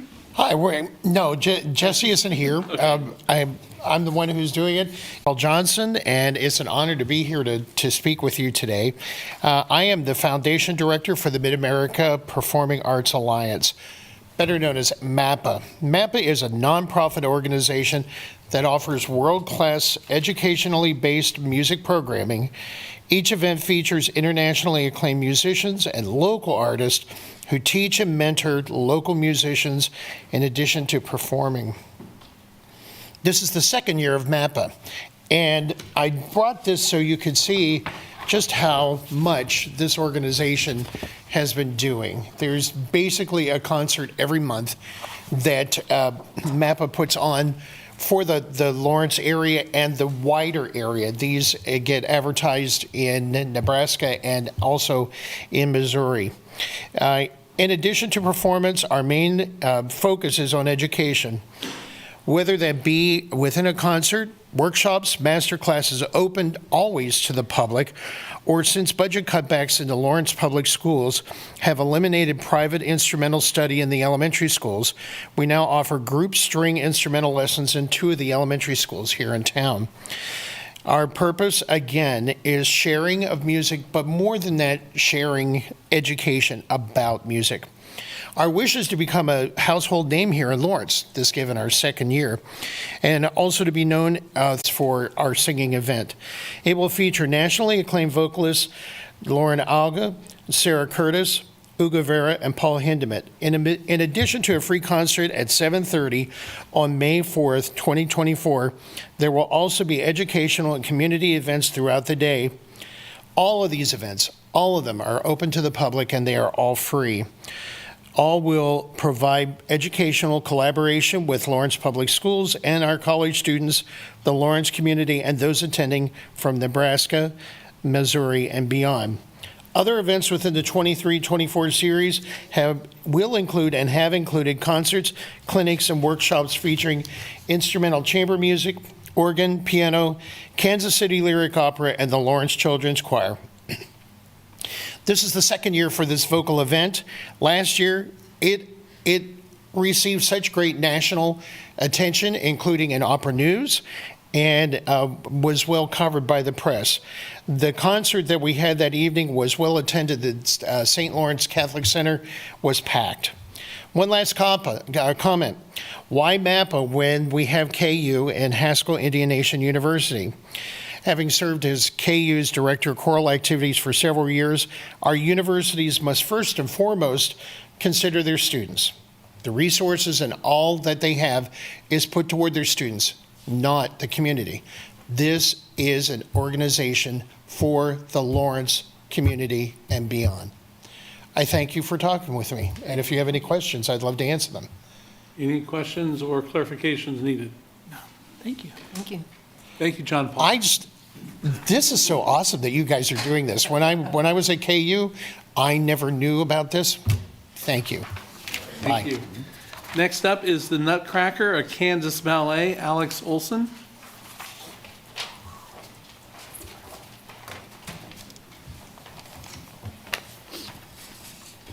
Good afternoon. My name is Ryan Taha, and this is Alex Olson, and we're coming to you from the Lawrence Arts Center. We're excited to share about our production of The Nutcracker. The Nutcracker, a Kansas ballet, an original Lawrence Arts Center production, is a highlight of the year for Lawrence and the entire Northeast Kansas region. This classical ballet is based on E.T.A. Hoffman's original story, but with a local twist. It is set in Kansas during the Civil War. December 13 through 15, 2024, there will be 5 in-person performances. There are approximately 120 members in the cast, and each cast member has family and friends that attend the event in addition to patrons in Lawrence, Northeast Kansas, and beyond who prioritize buying their tickets, resulting in sold-out performances each year. Last year's audiences traveled from 95 zip codes, 71 different cities, and 21 different states. There were a total of 1,371 tickets sold for the performances. Over the past 5 years, audiences traveled from 233 different zip codes, 145 different cities, and 28 different states. A total of 7,387 tickets were sold to the Nutcracker. These audience members dined out in restaurants, stayed in hotels, and shopped locally. The Art Center's production of the Nutcracker is only performed in Lawrence, nowhere else in Kansas or Kansas City, and has been performed for nearly 2 decades. Because the history of the state of Kansas is included, the production appeals to audience members from across the region, making Lawrence a destination for many. Similar to the lighting of Massachusetts Street, the Nutcracker is a milestone in the holiday season. The Art Center's social media reach is extensive at 12,000 followers on Facebook, 6.5 thousand followers on Instagram, and 6.4 thousand followers on Twitter. Last year, we made 8 different social media posts for the Nutcracker, and across these posts, we had 8.6 thousand impressions, 7.5 thousand reach, and 1.3 thousand total engagements. With this TGT funding, we will have the ability to reach audiences even further through paid social media ads, radio spots in surrounding communities, and advertising in regional magazines. Additionally, the Art Center has just launched a new website today, and with SEO optimization, so anyone who types in Nutcracker and Kansas in a search engine will be directed to our website and this event. Thank you very much for your time and consideration. We are very grateful of TGT's past support, and we hope to work with you again next year. Any questions or clarifications needed? Thank you. Thank you. Thank you. Next up is Lawrence Lights Making Spirits Bright. Rob Gillespie, I'm sorry. Thank you. Good afternoon. I'm Rob Gillespie, representing Lawrence Lights Making Spirits Bright.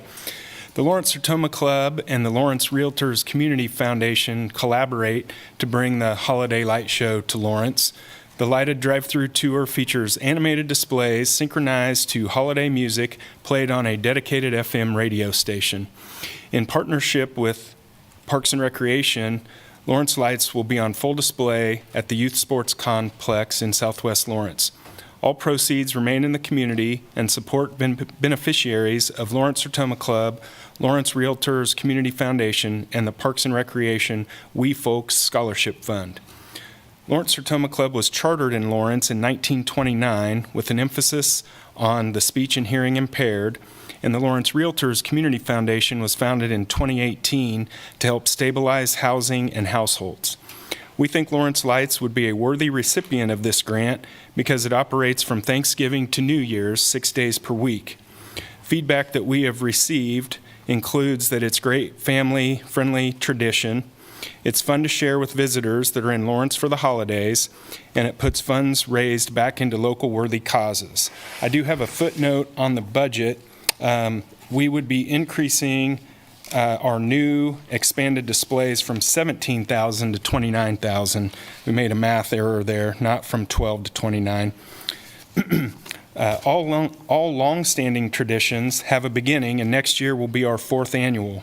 Being awarded this grant would give us a much-needed boost to improve the experience with more displays to ensure our continued growth of visitors for years to come.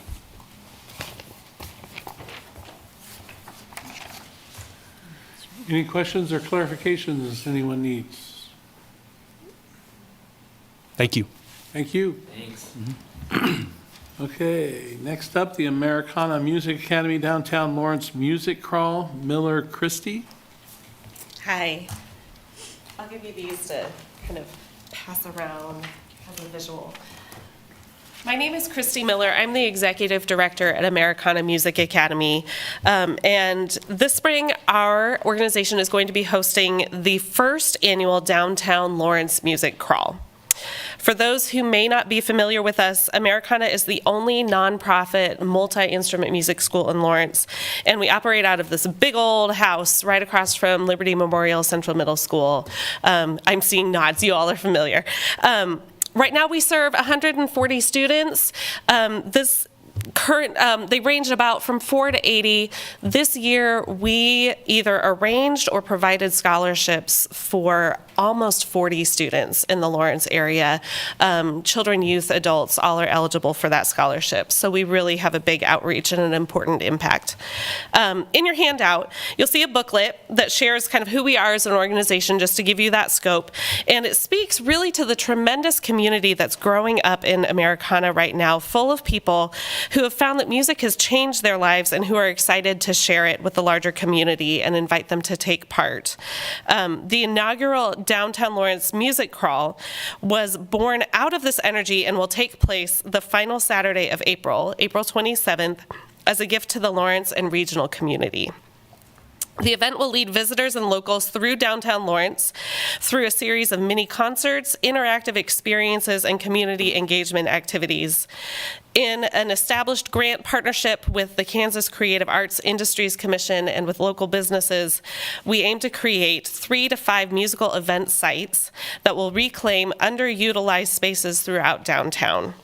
You'll see on the map in your handout some of these proposed locations, which we are in the process of confirming and which are designed to draw visitors throughout downtown, past all of the downtown businesses. It's an all-day event. They'll stop at restaurants to eat. They'll shop between different offerings, really designed to highlight the vibrance of what happens in downtown Lawrence. The sites will be shaped around the theme that you see on the cover of your booklet: teaching music. One site will offer free and subsidized music workshops throughout the day. Making music, one site will be devoted to a variety of community music making and jam sessions. And experiencing music together, at least one of the sites will host musical performances all day long. This is an innovative project that will draw diverse, multi-generational audiences, musicians, instructors, and volunteers from across the Midwest region, leveraging our connections with organizations and events like FidPic, the Kaw River Roots Fest, and Folk Alliance International, which draws a national audience in every February, and we have good connections with them. We intentionally planned the event for downtown because we wanted it to be pedestrian friendly, and we wanted it to be able to be enriched by the downtown businesses and shops. And we expect that a lot of folks coming from the region will spend the night, at least Friday or Saturday night, if not both, because it will take place all day Saturday. Music performances will range from folk and roots to jazz, rock, indigenous, and more. And the artists will be selected to represent and celebrate the diversity of Lawrence and the regional music communities. We'll also feature interactive experiences such as instrument making workshops, instrument petting zoos, and other kinds of jam sessions that will be of a multi-generational and a multi-demographic appeal. These activities will encourage community engagement and enable visitors to learn more about music and the local music scene. And we look forward to building this as a signature annual and unmistakably Lawrence event for years to come. We are grateful for you to consider funding our event, and we really look forward to seeing you at the crawl in April. Thank you. Any questions or clarifications anyone needs? I'm just wondering how many artists, musicians you think you're going to employ or utilize for this event? Yes. My goal is to employ a minimum of 20 to 30 musicians, potentially more. That is one of the real draws of the program, too, is to be able to offer employment for musicians. You know, so often we ask, like, oh, would you volunteer your services? But that's one thing that we really hold highly at Americana, that these are professionals who need to be compensated well. Great. And to that point, I also, can I pop in one more thing? We also really want to have a lot of workshops and employ workshop instructors, things like how to restring your guitar, or how to get started on ukulele, or how to build, and employing those instructors too, and making sure that people have an experience of music being accessible, that you don't have to have these lofty goals to be able to be musically involved. Great. Thank you. Thank you. Nick, before I'm going to throw an audible. Kurt, did you get my email? Yes. Okay, great. Thank you. Next up, Mixmaster 2024, Nick Carswell. Thank you. Hello there. I'm Nick Carswell. I'm the director of the Lawrence Music Alliance. I'm a performer with Carswell and Hope, and run this Mixmaster Music Conference. Yeah, thanks, Roger. I have 2 slides just for some visuals, being a musician. like to see visuals. This event happened, the 10th edition of this conference happened just this past September. It started in Lawrence. I had several years in Kansas City and then several years when we were virtual. And this was the first time we were able to gather together at Lawrence Public Library. So it's a music conference for the music industry, musicians, and anyone really connected or work in the music industry. Delighted to hear Christy's presentation just before mine too. We are looking to grow this. This was the first, like I said, the first in-person event after the pandemic. And we really see this as a unique event and a great need in our wider music ecosystem here in Lawrence and across the state. So we're looking to expand upon it. This year we had 100 people in attendance. We did compensate 25 musicians. All panelists and contributors were compensated for their work, which, as Christy mentioned as well, very important that we value their time and ask people in the industry not to do things for free. The project was funded by Community Arts Grant this year, as well as some economic development funding and a partnership grant from the Kansas Creative Arts Industries Commission. So the state is very interested in this program too, and the history that we have. So it's professional development for musicians. We talk about the art of music, the business of music. It is one of the very few opportunities for the music industry to connect in person, in a safe place, in a bright public setting, to talk about how to do more with their music. And there really is not, there's a major gap in this, in the music ecosystem. There's one nearby conference called Folk Alliance, which is very expensive, and an international conference, which is kind of out of reach for most people. So we're really filling the gap. And but being back in person was a great success this year, and we really saw some fantastic impact and conversations. Roger, on the next slide, please. Oh, or whoever has it. I have it. Nope, whoops, there we go. So we are looking to expand in 2024. Again, we really see this as an opportunity to position ourselves as the premier music industry conference in Kansas and within the region. We want to expand what it means, who our stakeholders are, as well as, for example, tourism. The tourism, we've had conversations with Explore Lawrence, and others bureaus from other cities have a vested interest in this kind of work, because we all know that music drives tourism and the creative economy. So we can be leaders in hosting those kinds of conversations. We're also going back. We have in previous years had a live music showcase, so there will be concerts associated with this in local venues around town, which adds that element. So it's not just music industry or musicians, but anyone who enjoys music can come to Lawrence, experience the event, experience the workshops if they're interested. If not, just have a unique experience with live music in Lawrence. And then this is kind of our flagship program for the new Lawrence Music Alliance, which is filing for nonprofit for 2024. And we really see this as a key event. As I say, there's a kind of a lack of networking opportunities, development workshops within the music industry. And we think Lawrence, again, can lead in that with city support that does help us leverage other support, both corporate, private sponsorship, and other grant funding, to, again, just improve the music ecosystem, have more music, have more musicians, create better work, better businesses, and grow the music economy and the community here in Lawrence. Any questions or clarifications the board needs? Thank you all. Thanks. Thank you, Nick. Next up is the Kaw River Roots Festival. Michael Hanna. Hello, everybody. I'm Mike Hanna with Kaw River Roots Festival. Appreciate your time today. We are in our fourth year coming up in 2024. We had a TGT grant in our first 2 years and did not apply for one last year, but we're here today to ask for a TGT grant to expand our marketing efforts. Each year of the festival, in the first 3 years, we've grown the size of patrons, and one of the things that we're most proud about is that we've averaged people coming from 12 different states each year, at least 12 different states. So it really is a destination. It's a roots music festival that expands many different genres, mostly bluegrass, folk, Americana, rock and roll, and soul. It's multiple stages right here in downtown Lawrence. The main event is at Abe and Jake's. And one of the big things that the feedback that we get about what people like about this compared to other festivals is the ability to have a hotel right next to the venue. It's a little bit older demographic than what you might think of in terms of music festivals, so they're really not into camping anymore. And they like that, the ability to just be able to go over there, take a shower, sleep, take a nap, come back and enjoy the music. We also have a reentry policy that's a little bit different, where we let people go in and out of the festival. So even when we're not open, but even when we are open, we're having acts play, they're free to go downtown and eat dinner, walk around, shop. So we really have economic impact that reaches far beyond just the event itself. But specifically, what we're going to use these funds for is to target people who are outside of Lawrence. That's the way that we can best grow this festival, is by continuing to bring in people from all over. And we've had people from coast to coast. I think the farthest patron this past year was from Maine.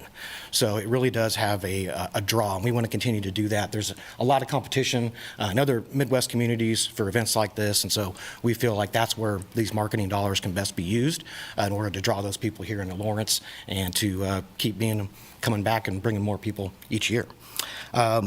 We also have a concert series that we do throughout the year where we'll bring in acts, maybe to play at the Bottleneck or someplace like that, under the guise of our festival. And so that's a way that we also have an impact throughout the year, not just these few days in the summertime. But that's basically what I wanted to let you all know. And, we also have averaged over 100 hotel stays each year of the event, and we're hoping to increase that. So any questions? Yeah, I have a couple questions. What's the date going to be? So that is an excellent question.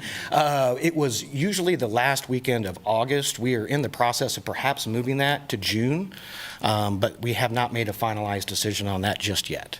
Okay. I think that's a bit important to know because, we've had other applicants for funds for that weekend. So, if just let us know as quickly as you can firm that up. Yeah, we're pretty sure we're going to move it to June, but I don't have an exact date yet. The third weekend in June is looking like the biggest possibility. Okay. And then did you have a budget? Yeah. I didn't see a budget Did we online. not submit the budget? I didn't see- Yeah. There was one. Did you have one? Okay. Well, I couldn't. gosh, I didn't- if you did, I didn't see it. Where was it? No, that's Lead Horse. This is. I'm sorry, I'm on the wrong. Okay. This is Cobb River. Yeah. Yeah, our budget is about between $50,000 and $60,000 total. Well, we want you to submit Yeah, one. if you. Okay, yeah, I will just submit that. Email me back. the Okay. budget, and we'll get you. Yeah. We'll get it onto the board. Okay. Any other questions? Thank you. No, and if you could get that done pretty quick, because they're going to be scoring and stuff. Yes. We'll need that. Okay, I'll do that this afternoon. Appreciate that very much. Thank you. Sorry about that. No, you're good. Okay, next up is Stocktoberfest. This one Nope, is intriguing. nope. No, I'm Sorry, sorry. break. Oh, Lead Horse. Lead Horse. Oh, I'm That's just the looking one at this list. Oh, this is flipped. Apparently, I got it flipped somehow. I think it was, I think there was, because I had people doing two. So yes, thank you. Lead Horse Open 5, the premier Native American powwow dance competition. Sorry about that. And Frederick? Is that who's? Hello, members of the Transient Guest Tax Advisory Board. My name is Freddie Gipp, and I'm the CEO and founder of Lead Horse LLC. We are proposing to host a weekday Native American dancing competition at the Lead Center on Kansas on Tuesday, November 5th, 2024. This will be the 5th installation of our signature Lead Horse Open series, with our previous competition being held at Union Station in downtown Toronto, Ontario this past September. Our expansion internationally signifies the growing momentum of our cultural programming efforts with the intention of establishing the foundations of a professional Native American powwow dance league based in Lawrence, Kansas. We took a year off this past grant cycle to adequately plan and prepare for our return back to Lawrence. Now, we are committed as ever to maximize our impact that bolsters economic impact and revenue and success through one of Lawrence's strongest, diverse, and unique cultural tourism and recreational traveling assets, which in my opinion is our Native American competitive powwow celebrations. The true identity of Lawrence that makes it unmistakable is closing in on its centennial anniversary with the historic Indian celebration held at Haskell Institute in 1926, where tribes from all over the country came to commemorate the arch by hosting a buffalo feast and, most importantly, a powwow competition. We are hoping to build that framework again that slowly magnifies our way of life. Powwow is rooted in our culture, always has been and will continue to be as long as we are here. We believe that our event will be the go-to stop in the overall powwow market next year by strategically hosting it during the off-peak tourism season in midweek November and 2 days after the annual Choctaw Powwow in Durant, which is one of the largest Native American competitive powwow celebrations in the country. Our method is simple. By hosting events during the week that supplement larger powwows either before or after the weekend, it has been proven year in and year out that Native American dancers, singers, and artists and craft makers will travel anywhere at any time just to powwow. The funds that we're requesting for the Lead Horse Open 5 will go directly towards the head staff honorariums, dance competition prize purse, host room honorariums, lead center rental fees, and marketing. There will be 2 dance categories with open registration and will feature 2 championship drum groups from South Dakota and Iowa. We are confident in a strong turnout of participants and spectators that will pull into Lawrence during the week, therefore satisfying the transient guest tax for hotel overnight stays. Lawrence is widely recognized as a viable area and destination driver for our powwow dancers and singers, and we believe that it is time to enhance the character and reputation of the city as we embark on a new path that encourages individuality, passion, economic self-sufficiency for our competitors, and instant tourism for our community. My name is Freddie Gipp. I'm the CEO and founder of Lead Horse LLC, and I'd like to thank you for your time and consideration on the future of cultural tourism in Lawrence. Aho.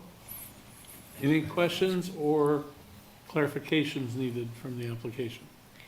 Hey, Freddie, I just have a real quick question on the budget, because you had venue expenses, lead center 1,000, but then on the other, a total amount awarded, lead center occupation 3,000? Yeah, there was a typo on that. I realized. Yeah, so the thing is that it's settled for 1,000, and then what I'm going to do is redistribute the extra money and use it for marketing, because we are going to be hosting fundraising efforts in January by having a gala at Cider Gallery on the 25th too. So that's a budget. That's a budget miss thing on my fault. So my apologies. No, thanks for clarifying that. I appreciate it. Do you have any other sponsors yet? At this moment, we're in talks with like my tribe and a couple other individuals. But as momentum goes, it's a year out. This kind of just the set us going forward. Okay. So none at this time at the moment. All right. Thank you. Yeah. Also, typically we raise like around annually 30,000 every year too. So that's just a portion of it. Like I said, thank you though. Thank you. Thanks. Thank you. Oh, Freddie, I have one other question. I was just interested. How many people did you have in attendance at the Toronto? We had over 38 registered contestants. Overall, about 500 people that stayed in and out because it was in Union Station too, so it was the first of its kind. So. Cool. Just interested. Thank you. All right, we are at a break point here, and we're still ahead of schedule. I like this. We're doing well today. Don't jinx it. I know. Well, we only have one more stanza to go on this thing.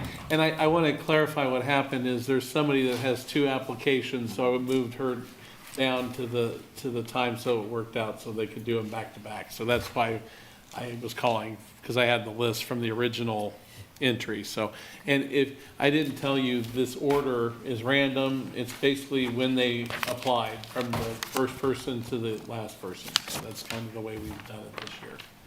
All right, we'll take a break and we will be back at 3:10. Thank you.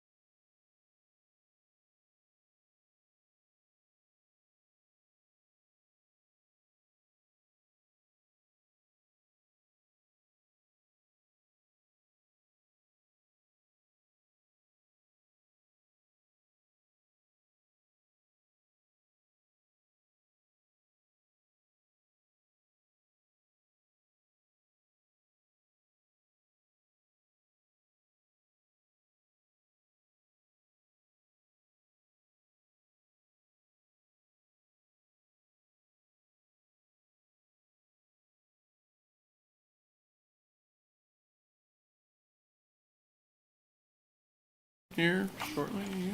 Save these conversations for deliberations too, because it's really important Yeah. to talk about. Yeah, I was gonna say, we probably need to hold off on the communication of this. Well, we want to have a big record of this too for the Right. group that takes it over. Right. All right, we're back. It's 3:10 and we're gonna get started. The next presentation is from the Stocktoberfest. And Allie Kerbo, is that how you Yes, say your name? Kerbo. Okay, great. Hello. My name is Allie Kerbo. I'm the Director of Development at Just Food. We invite you to raise your steins at Just Food's first Stocktoberfest, hosted at Venue 1235 in September 2024. This event will not only support Just Food's essential services and help stock the shelves of our pantry, it will also uplift local breweries, artists, and restaurants. Venue 1235 space is incredible and will allow us to host this event outdoors in their courtyard, creating a beer garden, kids zone, and stage for musicians. We plan on featuring a lineup of 3 to 4 local musicians for entertainment throughout the event. We'll also be creating a kids zone that will include experiences for all ages, making this a family-friendly affair that's sure to draw a crowd from surrounding areas. We hope to make Stocktoberfest an annual tradition, highlighting the incredible local brewers that Lawrence has to offer, feature fantastic local restaurants, and celebrate Lawrence's diverse music scene. Lastly, this event will uplift Just Food and our mission to alleviate hunger in Douglas County. All funds raised will go directly to food purchasing for Just Food's pantry, which serves over 300 families a day. Okay, any questions or clarifications you need for the application for Stocktoberfest? What was the venue again? 1235. It's right north, right there. Oh, okay. Oh, across I-70. Yeah, I can't, it used to be something. Oh, gotcha. Yes, yep, just north How of many the bridge. people does that hold? So he said if it's indoor and outdoor, we can do almost 900. Yeah, we're anticipating it being pretty large. Other questions? All right, we'll transition to the next one, and she's going to put on another hat here. Just Food's dinner series named to be determined, so Yes. right ahead, Ally. Yeah, and we actually have just decided on a name formally, so I can share that with you as well. Wow, we're going to be the new, yeah, I'm testing it newsbreaker, on you. So at Just Food, we believe that when you provide families with the knowledge, skills, and resources to nourish themselves, we're not just feeding our community, we're empowering it to thrive. The Fond Dinner Series will directly benefit individuals in Douglas County experiencing food insecurity through Just Food services. We are partnering with some of Lawrence's best chefs for the Fond Dinner Series. This series is a nod to fond memories of each chef's childhood, crafting elevated versions of their nostalgic dishes. The fond is a culinary term referring to the brown bits at the bottom of the pot when you're creating a sauce or a soup. These are the foundation of flavor in each dish. Similarly, these nostalgic recipes from each chef are the foundation of their culinary journey. This dinner series is sure to draw food writers, culinary enthusiasts, and creatives from surrounding areas. Each dinner will be a one-time opportunity to connect directly with local chefs and will be an exclusive look into their journeys. This will be a 6-dinner series with the finale at the end of 2024 with a cocktail party recap, bringing together all of our restaurant partners for an evening of celebration and light bites. Each chef's contribution to the series. We hope you'll join us on this flavorful journey where every bite is a chapter of nostalgia and every ticket sold supports Just Food's mission. How big will each dinner be in terms of attendance? Yeah, it depends on each restaurant partner and their space and what they can host. So it will be directly at each restaurant, rotating throughout the city. Do you have the chefs committed? We have a few ask out, but no formal commitments. And so they will be committing their restaurant to that evening then and to that event? Correct. And then they'll get a stipend from us from each ticket to help cover food expense or staffing.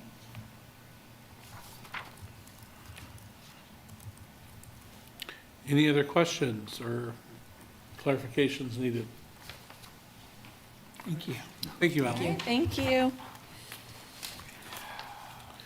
Okay, we have the National African American Quilt Convention, and I believe There she is. she's online. She's in San Francisco. She's in San Francisco. Marla. That's the Golden Gate. Hi, good afternoon, everyone. How are you? Good. Good, thank you.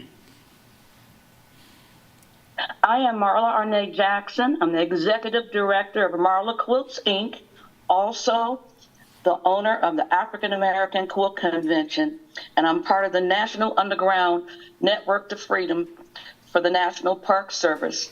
This is my 4th convention. And Juneteenth, the 21st, 19th through the 22nd of June, we're going to celebrate. We're going to celebrate Juneteenth with the Underground Railroad. We're going to interview and have a panel discussion of everyone that was involved, each state, Missouri, Kansas, Wyandotte County, Topeka, and we're going to answer the questions. I interviewed and researched over 10 years of an enslaved woman that was in Missouri and was stolen by the Union soldiers and brought to Lawrence, Kansas, and she lived here for 42 years. Also, more untold stories during Quantrill's raid. My children's great-great-grandmother was the first one to warn scientists that Lawrence was going to be burned down. And the Thaddeus Marshall, he interviewed one of the people that she said that she heard speak inside of a storage house where she was staying. And they, anyway, she told them the next day Lawrence was burnt down and my kids' grandmother was shot. And she crawled back and somebody took her to a doctor, but she survived. But we're going to learn about her story. I'm going to have African American quilters. It's about the Underground Railroad. I also have been asked to purchase the Miller House at 1104 Haskell Avenue. We're going to celebrate on that land. There's 5 acres. We're going to celebrate it because it was sacred. It was the first safe house. It was one of the safe houses where 13 slaves were there safely heading to Canada. And he stored them in, Mr. Miller stored them in his smokehouse. Now, he was an abolitioner. He was from South Carolina. And before he came, he was beaten and his ministers was tarred and feathered because they was against anti-slavery. So what I decided to do is bring everyone together to learn more about the Underground Railroad and the role the Union soldiers played in and the Reconstruction. I've asked Cass County's Historical Society. Their former researcher is Diane Magnus, and she's going to talk about her research about the night before the raid in Lawrence, Kansas. Maria was stolen and was brought to Lawrence. But let's see, we're going to have hopefully about 400 people coming to Lawrence. We're going to be all over. We're going to be at the Spencer Museum. We're going to be working with Wonder Fair, Lawrence Art Center, let's see, Watkins Museum, and so many people. Let's see. Percolator. We're going to be in Topeka at Arts Connect, Brown versus Board of Education, and it just goes on and on. And like I said, we're going to have classes where people can teach. I have invited the Juneteenth committee to be a part of this, this great event. It's going to be huge. We're going to have reenactors of First Kansas Colored Troops. We're going to call out the 91 names. There were 91 men living in Douglas County during the Reconstruction. And some of those people were my children's relatives. Also, we're going to be going to celebrating Brown versus Board of Education, the 7th year of civil rights as far as education. That was a transition for kids who weren't from Kansas. So I'm going to talk about my struggle from the results of Brown v. Board. We're going to have a panel discussion of distinguished professors. Some are from KU. We're going to have Dr. Zanny Spahn. She was a former graduate student. She's now a professor from Tuskegee Institute. She's one of our keynote speakers. Also, we're bringing in the top of the Underground Railroad. Her name is Diane Williams. She just retired. She is the former national and international executive director of the Underground Railroad Network to Freedom. Thank you. And one of the reasons why I'm sorry. Thank you. Your time is up. Do we have any questions or clarifications that are needed from her submission? There was just one kind of on the budget. I mean, one thing that stands out a little bit is the consulting fee. It's quite a bit more than like marketing or anything else. Is $34,000. Just could you explain that a bit more? Why that's as high on your? We have worked with I'm sorry. The consulting fees you're saying? Yeah, it was $34,000 I think on that, which was it stood out. I think that was $3,400. I think that's okay, that might be. Yeah, that's a mistake. Okay. Okay. But like I said, I can't talk anymore. My time is up. No, you're fine. You're fine. Go ahead. I don't like to be the stifling of things, but we've got to keep things moving. But this was an amazing event. We had 25,000 people who came through at the Spencer doing that convention. And so we also had a convention in Kansas City. At the Black Archives, we'll be there as well. We'll be at Quindaro. Diane Miller, she'll be there speaking about Quindaro ruins and how we all connect. I have Holly Zane. She's Associate Director of Freedom Frontiers, and she'll be speaking as well. Thank I got you. a lot of people coming. Thank you very much. Thanks, Marla. Without any other questions, thank you very much, Marla. You make it a great day. Okay, Thank you. Next up is Baroque by Candlelight, a tour of Italy outreach program. Allison Watkins. Actually, Or no, I'm not Allison. I'm sorry. You're not. Okay. I'm Leanne they Thompson. have, so I'm Yep, sorry. she couldn't make it today, Okay. so I'm here And on her you are? behalf. I'm Leanne Thompson. Leanne, Thank you. What we are looking at this year is we have a Baroque by Candlelight concert. It will be held at Plymouth Church, and it's, I believe, the 20th of January or so. Anyway, what we are doing for this one is we are partnering with a couple of restaurants here in Lawrence. On the tickets, we're going to give everybody a 10% discount from these two restaurants, trying to pull more people in. And we'd like to get a mailing out to all the other little smaller towns around Lawrence so they can participate in this as well. It's not a whole big ask here, but it's important to us, and we're excited. Oh, you said the event date was the 20th. Yeah. 27th, I think it is? 27th. Yeah. Okay. January 27th. And you're just looking especially to get monies to help For the mailings. mailings and marketing and all that. Yes, that's correct. Any other questions or clarifications? Do you have any other sponsors? We have two, Papaquinos and Basil Leaf right now. So there'll be something that we give out to each person, each ticket that's sold, and that can have a 10% reduction on their food bill. Do you have any idea how many people you had last year? Last year, we probably had between 150 and 200 people at this concert. Okay. Thank you. Yes. Any other questions? All right.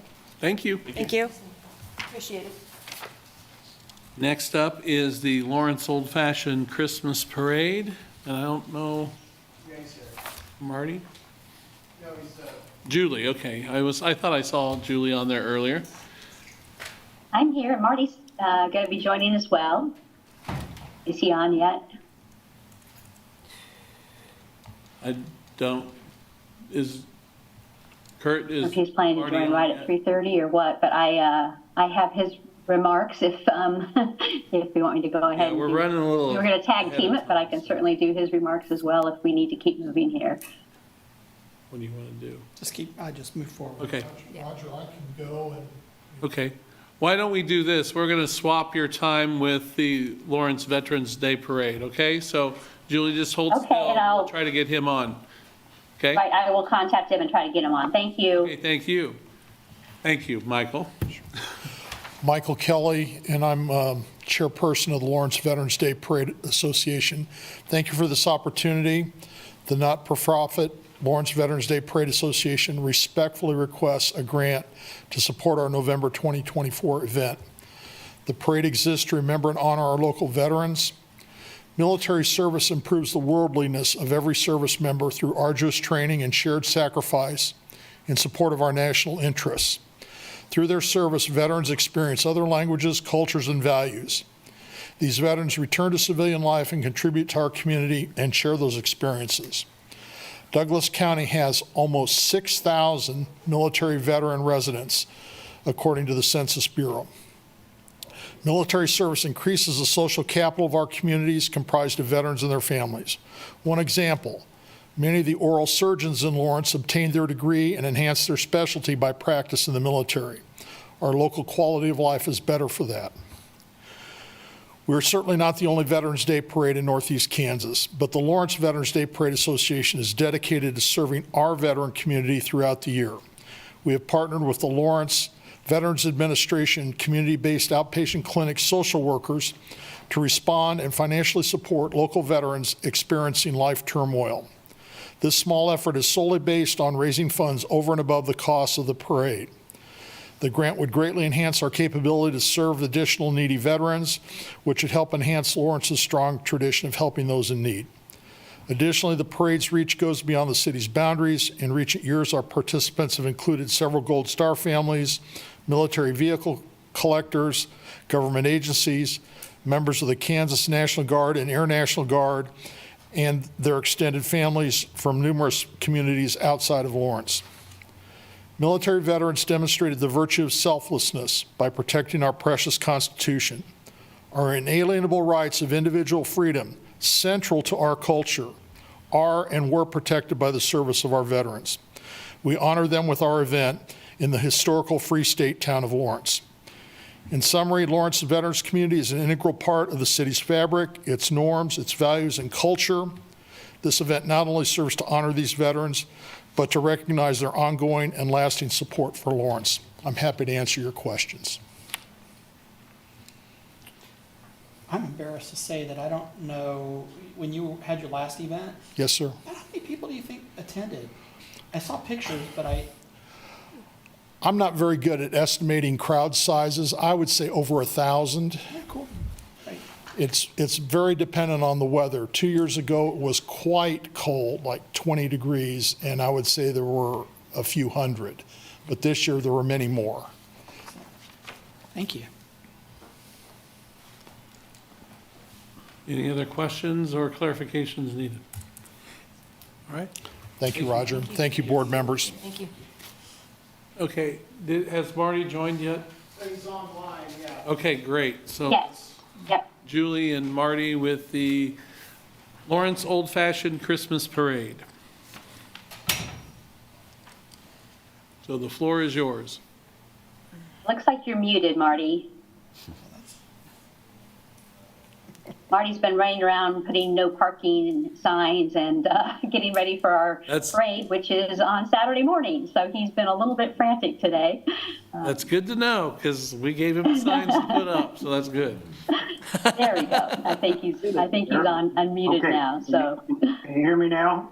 Yes, Marty, we can Yes. hear you. Thank you. Okay. Good afternoon. I'm Marty Kennedy, president of the Lawrence Old Fashioned Christmas Parade.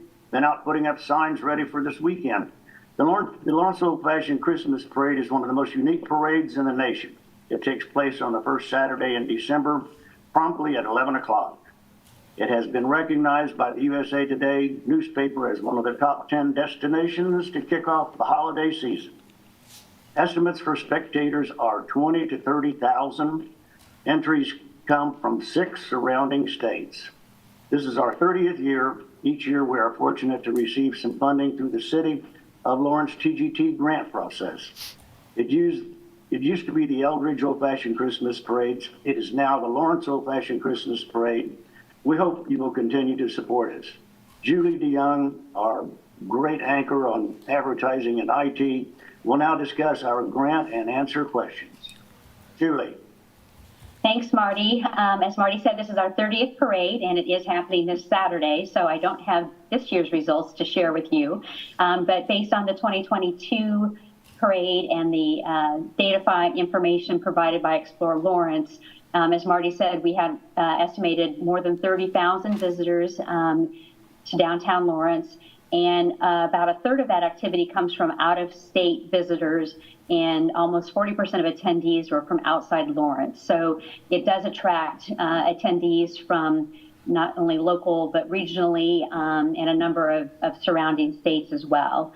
It does happen during the off-peak tourism season, being that first weekend in December, and is a big draw to kick off the holiday shopping season in downtown Lawrence. We partner with the Watkins, with Downtown Lawrence, and with Explore Lawrence on promotional activities to bring traffic downtown to generate that additional economic activity, which again was estimated from the 2022 parade to be more than $2 million. We directly utilize hotel rooms for the parade participants, and we know other rooms are utilized by family members and friends that come into town to go to the parade because it's become an annual holiday kickoff event. We appreciate the funding that we've received in the past, and in particular for this year, we've used the marketing funds to expand the reach of our activities, including within the equine community to attract more participants and spectators by advertising with Better Horses Media. And we've expanded our other advertising efforts to reach the Topeka and Kansas City markets. So the marketing support that's provided by the TGT Grant, we think we're using to continue to build awareness and broaden the draw for the parade. And I'd be happy to answer any questions about the grant application. Any clarifications or questions? It's pretty clear. Hearing none, thank you, Julie and Marty. I appreciate your time. Thank you all for your help. Thank you. All right, up next is the Lawrence Mardi Gras Parade. Dylan Bassett. Hello, everybody. Can you hear me? We can, thank you. Right. Okay, my name is Dylan Bassett, and I'm here just to tell you about the Lawrence Mardi Gras Parade. It's a colorful, quirky, fun, whimsical downtown event on a Tuesday afternoon in February. It started by a family of musicians that got washed out of New Orleans in Katrina, and every year we gather a bit before noon down by the Granada, and a rehearsed core band starts to play tunes, and then everybody in the community starts joining along with instruments and singing. And we take a stroll up the Mass Street sidewalks, in and out of restaurants, and I'd say, hundreds of folks come out to celebrate and watch and take part in it every year, have lunch and drinks downtown on that Tuesday in February. It's a little hard to explain, so I wanted to share my screen if I can and show you some of the stuff, so hopefully that's okay with you all. Can you see this now? Yes. All right, thanks. So here's our website. This is the Lawrence Mardi Gras Parade. This is the event happening at 9th and Mass, and this is our way to be able to help people know about it. We got a countdown clock. We're working on it right now to make things happen and get the band together for this year. Got 74 days, and this is where folks can be able to learn more about the event and learn how to play along. The Lawrence Times wrote up an article about us. There's another, same corner, must be a pretty one for photos. And this is the iHeart Local Music, and so you can go there. I got links on the application here. So there's a bunch of photos of the event over the years. Super fun. Let's see, and you can go to YouTube and just search Lawrence Mardi Gras Parade, and we're the Lawrence that pops up, so that's cool. And here's a bunch of videos, so you can be able to see the stroll. let's see, I wanted to give you a little information about our budget request. The first thing that we would, what we're requesting is to get some help with the website. That's just to make that website work, and that's the core of the event, letting everybody know about it. And this year would be cool if we did some advertisement for it, let people know about it, make a graphic. That's that first thing is all marketing. The second thing is this party bus. One year, Kansas City has this great Mardi Gras scene. And one year they brought 2 limos full of Mardi Gras revelers to Lawrence, and right when everybody's gathering on Mass Street, they all pop out of these limos like a clown car, and the crowd got lit up, and they all brought instruments, and it just really built the scene. So I was thinking it'd be really fun to bring a party bus and even more folks to come. They'll all have lunch and have drinks here and make the whole scene better. And that budget that I have there, I got a better bid just today, so we can knock off $450 off of that one and still make the whole thing happen. The last one at the bottom here, key musicians. This is to help pay the core band. This is the core of the whole parade and what makes it energize and have songs. They rehearse a bunch and get arrangements and that kind of stuff. They put things together. And traditionally, bands are paid for this kind of event in New Orleans and around. So that's basically all I have. Do you all have any questions I can answer? We're a nonprofit, small time, and we've gotten some. We usually are funding on private donations. Okay, opening it up for questions or clarifications of the application. Do you guys have any, are you looking at any additional sponsors that this is a cool event. I mean, I've run into this many times and I love it. It seems to me like you ought to be able to snag an additional sponsor or two besides just us. I'm just asking you because I have to imagine people would want to sponsor this. It's pretty darn cool. Yeah, we don't have any, there's nothing like I don't know. We could work on that. We've been working off of private donations so far. Right. So that's what's making the website work right now. And but yeah, we could try at that. Thanks. For sure. Have it end at Terrebonne there? Yeah. That's what I was thinking. Hey, Terrebonne's a big thing, and we're going to start there. They got beignets in the morning and coffee, and so we're going to start it off there, and then we're going to end it there with a little concert because. Greg's making great stuff happen downtown. Love that place. So we want to make it a central focus of it. I don't know, usually all those places that they do buy us beers. All right, any other questions or clarifications needed? No. All right, Dylan, thank you very much. Hey, thanks a bunch. Appreciate you all. Have a good one. Next up is Dia de los Muertos, or Day of the Dead Community Celebration. And Kyla Love? Yes. Hello, everyone. I am Kyla Love. I am the board chair of the Lawrence Percolator, which is a nonprofit art space here in Lawrence that has been in operation since about 2011, focused on increasing accessibility to the arts and building bridges between artists and audience. We are here kind of in partnership with Somos Lawrence, which is a community organization dedicated to community outreach and increasing access to resources for the Spanish-speaking population here in Lawrence. So we are asking for your support. I'm going to share my screen real quick. For the Dia, it's an annual community celebration for Dia de los Muertos, which also in English is Day of the Dead for anyone who doesn't know. So that is a holiday with Mexican roots that celebrates, really honors the passing of loved ones. And rather than being kind of a somber affair, it's a really vibrant celebration of life. So annually that happens. It's this in 2024 will be our 4th annual event. Takes place in the community gardens at John Taylor Park behind the Ballard Center. And there are lots of partnering organizations. You can see some photos. This is the flyer from this past year. Up to this point, it has very much been a grassroots organization. We have gotten a grant previously from the Douglas County Heritage Conservation Council. This past year, we got a grant from Moms Demand Action. Each year, the event has a general theme. So the first year was deaths related to homelessness. Second year was deaths related to COVID. This past year was deaths related to gun violence, excuse me. So Every year there are multiple family ofrendas that are set up where each family, usually members of Somos Lawrence, can come and honor their loved ones. And there's also a community altar that's set up that is really a large art installation. It has interactive components. So that's where a big part of where the Lawrence Percolator comes in. You can see this past year we were able to bring in an artist from Mexico who did community workshops, went and visited schools and offered instruction. So I've got a few slides here on the benefits of the event itself. So we do support local businesses. We do equipment rentals. This past year we got, tents, heaters, chairs, things like that. Support Mexican bakeries. We have hot chocolate, Day of the Dead bread. This next year, we would really love to dedicate more funds to hotel and transportation for visiting artists, hopefully generating some more out-of-town traffic, additional marketing and promotion. Like I said, it's been very much grassroots, in-kind donation, volunteer-supported outside of those couple grants that we've received.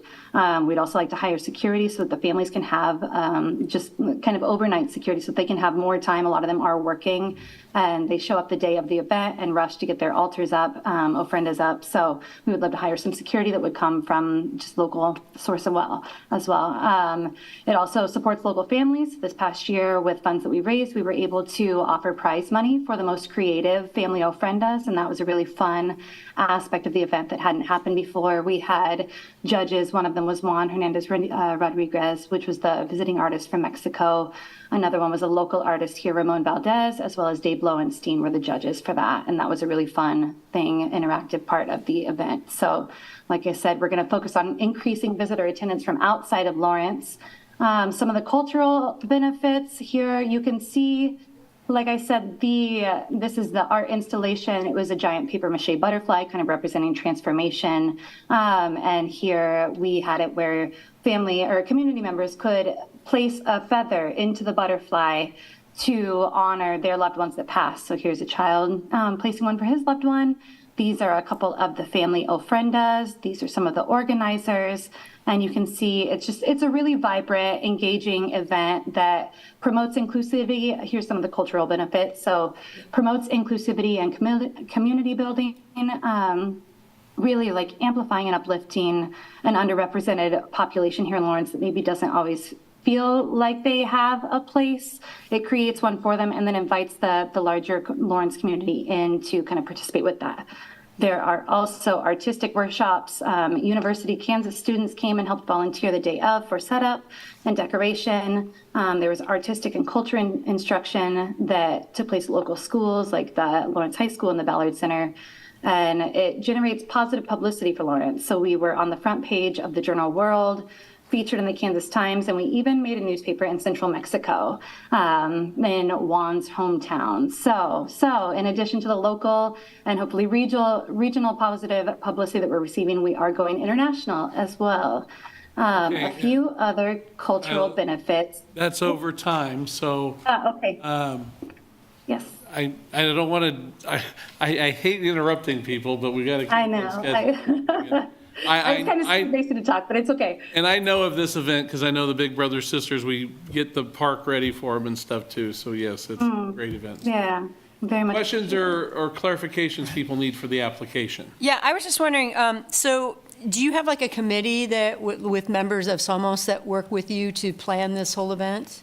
Yes, so Araceli Masterson is the head of Somos Lawrence. She's a professor at the University of Kansas. She kind of leads the committee for that. So it is comprised of members of Somos Lawrence. We meet weekly leading up to the event. And so this year, I think meetings started in September. So that includes members of Somos Lawrence, members of the Lawrence Percolator. This year, members of Moms Demand Action were there as well, kind of all collaborating and planning for the event. Okay, thank you. Mm-hmm. Any other questions or clarifications? No. Thank you very much, Kyla. I had one more. Got a question. Sorry. I'm just trying to figure out the budget a little bit because you mentioned, I know you want to bring artists back, another artist maybe back, another visiting artist. You were talking about Juan Hernandez being here before. Is he written in the budget? But that was last year, right? So are you just suggesting we Yes, we would bring him back again. Oh, you want to bring, okay. And then in future years, expand that out to bring in even more artists. I got you. But we'll start with bringing Juan back again, yes. Got you. Okay, thank you. Do you see yourselves looking for any additional sponsors? Yes, in the future, like I said, it's been very much grassroots up to this point, but as we continue to grow, we've thought about partnering with local businesses, kind of maybe beginning fundraising earlier in the year. So yes, that is kind of in the general plans. Thank you. All right. Thank you, Kyla. You make it a Yes, great thank day. you all. Okay, Thank next you. up is the third annual Great Plains Art and Music Festival, and Tom Pfeiffer is here, I see, in person. Hi. I'm Tom Filer. Am I allowed to pass anything out? Or Yeah. You guys want to look at those? You just glance at them. They're not. So let's start the timer here. Okay, so yeah, my name's Tom Filer, producer, Great Plains Art and Music Festival. Whole idea of this event is it's meant to be the City of Lawrence's community art and music festival, truly for the community. So this is supposed to be all the local nonprofit art groups and organizations come together once a year and throw a community art and music festival. So I put it together. The idea is to invite all the other organizations to come out and take part. I represent a long line of volunteers and community organizers. Decades ago, we helped to put together Sesquicentennial Point. I'm not sure if you all know much about it, but it's a beautiful park. It's the City of Lawrence Parks and Recs manages this beautiful location. It was put together so that we would have a place that had parking for thousands of cars. So there's parking for 3,000 cars. We made the park. I had to take a break. 10 years later, 20 years later, I'm back and I'm finally doing this again. It's going on the third year. We've spent thousands of dollars marketing it to the region, and we've created it to be a regional event. So the idea is everybody comes from out of town, from Topeka and Kansas City, and they come here, or from Omaha, Wichita, the whole area. We realized decades ago that there's only parking for hundreds of cars downtown. There really isn't truly enough parking for a big event in South Park. If you look at the current parking studies, there's only parking for 300 or 400 cars. So you're never going to bring in thousands and thousands of visitors. Those numbers are padded. I mean, when you look at the events downtown, it's physically impossible to bring thousands of cars downtown to your event. Most of the stuff that's going on is just the people who are already downtown. So this event is out at Sesquicentennial Point. We don't have anybody just wandering around. Everybody that is coming has been brought in. And that, I think, is important. And I think over the years, it has the potential to truly be something that Lawrence can be proud of and that the whole region can be proud of. That's kind of it. I mean, we've got a nonprofit, we've got sponsorships, we've got it worked out so that all we really need is an infusion over the next several years, and then it should be self-sustainable. It almost already is. So yeah, we've got a sponsorship kit, we've got a website, we've got graphic designers and artists, we've got everything we need to make this successful. We just need some a boost in the arm over the next several years. We're not going to have the energy to keep doing it every year after year after year without the help. We've set the tone. We've set the base for this thing. So we're either going to support the Sesquicentennial Point Park and start having events out there and bring in thousands of cars, or we're going to kid ourselves and have events downtown and just entertain people who are already there anyway. And you might bring in hundreds of people, but there's not parking for them all. So that's the reality. That's where I'm at with this event, and if I could get your support, that'd be fantastic. Thank you. Any questions or clarifications needed? You noted that you're creating a nonprofit too in relationship? Yeah, there is a nonprofit, yeah. So it's free during the day, and then after the day into the evening, it turns into a paid event. Okay. And I'm trying to create, it's called a L3C. It's a form of limited liability company that's also a LLC. That's also it's a for-profit but has nonprofit purposes. It's a new thing that we don't have in Kansas yet. It's called an L3C. Okay. But yeah, it's meant so that we can be self-sustaining and not have to rely on the grant money every year. Yeah. Okay. Thank you. Yeah. Just one question, I guess, about what you think the attendance will be. If I look at the ticket sales, Yeah. you're selling $10 advance, 15 day of. So if you averaged about $13 a ticket, looks like you're counting 200 people. Well, so last couple of years I was charging $25 a ticket, This year, we're going to charge 10. Yeah, and then we give away thousands and thousands of tickets, and then it's free all day long. So the entertainment starts in the morning from 8 to 9 a.m., and then it's free all the way up until 3 or 4. So you've already seen lots of bands and lots of performers in theater and dance and entertainment by the time it turns into a paid event. And then the paid event portion, yeah, we've only sold maybe 200 tickets the first year, 200 or 300 tickets the second year, which I'm told is fantastic for a first and second year event. But yeah, it will easily bloom into 500,000, couple thousand people buying tickets, and cap out at 3,000 cars, which we think will be around 5,000, 6,000, 7,000 people in the park at one time, which is a true, real event that you can actually claim those numbers and data as your own, which I think is important that we actually focus on what's realistic. Because that's why we built that park, because there was nowhere to park. Bertram Park, the parking's gone now when they built the hospital built the mental health campus. That parking's gone now, so you can't really have a big event at Bertram Park. And you can't have a big event in the East Lawrence Arts District because there's no parking. And around South Park, there's only a couple hundred spots. So even if you block off 7th or 8th Street, you're only going to have 300 or 400 open parking spots. All right. All right. Thank you, Tom. Thank you. Thank you. Thank you guys for everything you do. Thanks. Thanks. All right, next up, Live on Mass. Michael Logan, how are you? Great. How are you guys? Good. Thanks for having me. Mike Logan. I own the Granada Theater in the Bottleneck in downtown Lawrence. We book music year-round. Tonight in Lawrence, between Liberty Hall, the Bottleneck, and Granada, there's 1,800 tickets sold between those 3 shows. There's 3,200 parking spaces downtown and plenty in the neighborhoods. Live on Mass began in 2018 with the TGT Grant, and the event is sponsor-driven. It's free, and our attendance has been anywhere between 4,000 and 7,500 people to the event in one city block downtown. There is a tremendous boon to retail and hospitality businesses when we host this event. We seek other sponsorship outside of the city of Lawrence, the low-hanging fruits, your beverage and energy drink and things of that nature. We do search for larger corporate sponsorships, which are harder to come by without a more robust series. I've done as many as 3 Live on Mass in one year. Last year we did one of our own, and a neat product of the investment from the city of Lawrence and the energy of our staff is 2 years ago, the University of Kansas came to us and said, "We love what you do. Here's $150,000. Do that for us downtown." So we did that in 2022 and 2023. Plans to do it in 24 with them as another standalone event as the Kia Rock Chalk Block Party, housed under the same production facility that produces Live on Mass. I typically put those in the summertime, and the last time I gave this presentation 2 years ago,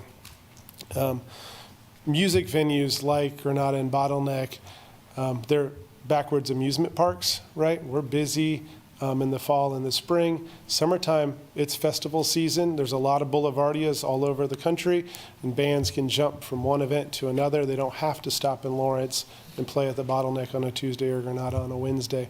So these events are important.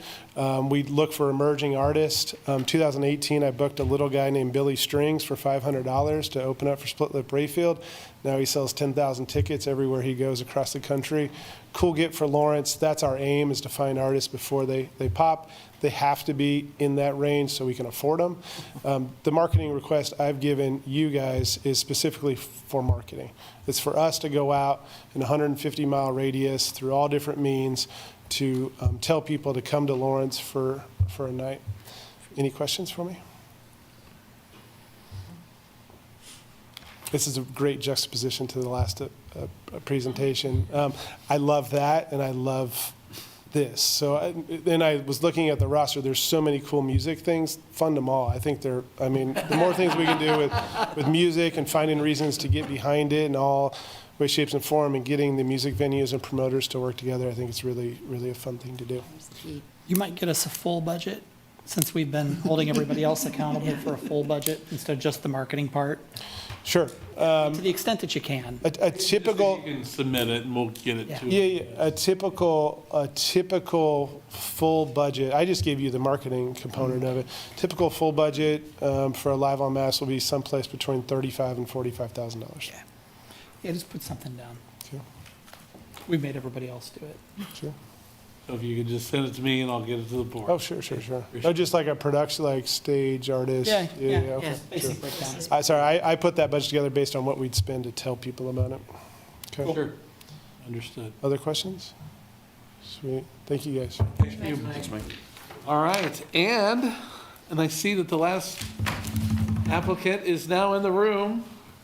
So Karma didn't come and get me. Careful. I know. We got 3 minutes. Okay, wait. You're fine. No, please come forward because then I'm going to be eating crow here. It's, okay, the Lawrence Art Guild Art in the Park and Maria Martin is here to present, so the floor is yours. Anything I want to say, right? For 3 minutes, your time Okay. starts now. Yes.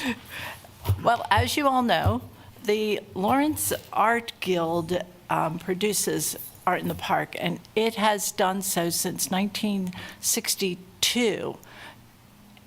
In the park, it's been since 1964, so it is a long-standing event. And over time, it's gained a lot of strength, and everything has its ups and downs. But in the past 6, 7 years, it's just continued to grow in drawing people and also presenting newer artists each year.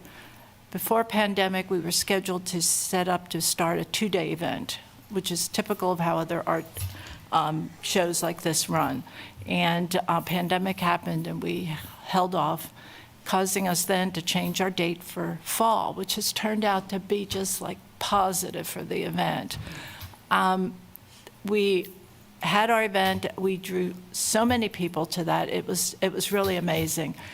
And from that, it just grew to the next year. And this past year, by the sales, and I'm going to jump on this, but by the sales the artists had, we knew we reached what our marketing was all about. We brought people who were interested in art, brought them to downtown. They stayed the night. They did all these things that, you know, you're aiming for. And we have ways of figuring that out. And I think it was unmistakably Lawrence that gave us information on how to conduct a survey. So we did surveys when people came to the information booth, and I had a couple people walk around the park and informally ask questions. And it was really amazing, the information that you got back. And I documented it in the final report from last year. This year, we will do all the same of that, but we're also, in this grant application, wanting to continue with what we were able to do as a result of last year's grant. We updated and developed a new website for the Guild. We had a professional designer design it. We set ourselves with a brand, and we were able to touch marketing all east of Lawrence. Had to start somewhere. We went east because of the Kansas City KC studio and the amount of work they do to publicize everything, both in Kansas City and in the region. And that brought results. And the last thing we did was the November-December issue, which kept us alive in that because we have our Guild's all-member show as well as our holiday art fair. And because of the grant from last year, we are hoping to continue with heading out towards west and south, advertising strongly in Wichita, Salina, Topeka, and as far west as we could go. We've contacted, the rates for all these things are pretty much the same. They don't have as many magazines and newspapers that we do here in Lawrence and then going east. But they have enough and enough art centers there. And a lot of these small towns, it's the art centers that you want to hit. They have people who live in the area who just collect art. And they're the ones that you want to get your information to. And this type of a grant would help us to continue what we did last year, grow on it, and just try to keep bringing more people into town. And when we received the Best of Show for a nonprofit this year, I didn't realize this was the third year in a row that this has happened to Art in the Park. And each one of those years was our 2-day event that just made a big bang. It just drew people, drew artists from across the country who came in, and it also drew visitors. When artists in Lawrence go to all these art shows, and they go all over the place. And every time, I don't go all over the place, but every time we go out, we take information with us. We take posters of upcoming things. And I was just really surprised at how many people from the shows I'd been to who came looking to see the people that they saw there. And, in Columbia, and I mean, it just continued. And it did so too and generalized onto other events we do. So it's been really good. I'm over 3 minutes. You're over Okay. time. Yes, yes. So does anybody have any questions or clarifications they need with the application? Was there a budget? There was just for marketing. Marketing, Can yeah. you submit the whole budget? Okay. Yeah, when you were saying that before, I realized, did I do that? I have it, and I will send Okay. it to Just you. send it to me. We'll do that. Okay. Yes, Yeah. yes. Thank you. All right, thank you. Okay, well, thanks for waiting. All right, so bring it back to the board here for a second and look at our agenda here. I want to again thank you all for taking the time. I know carving out a big swath of time on a weekday during the day is sometimes difficult to do, and I appreciate you extending that 30 minutes that we originally had booked till 3:30, because it just seemed more practical to get them all done in one day. So again, I want to look at the calendar here. What now? Tuesday. Yeah, we have more time. We were thinking we didn't have as much time to see that. Sunday, but it's next Tuesday.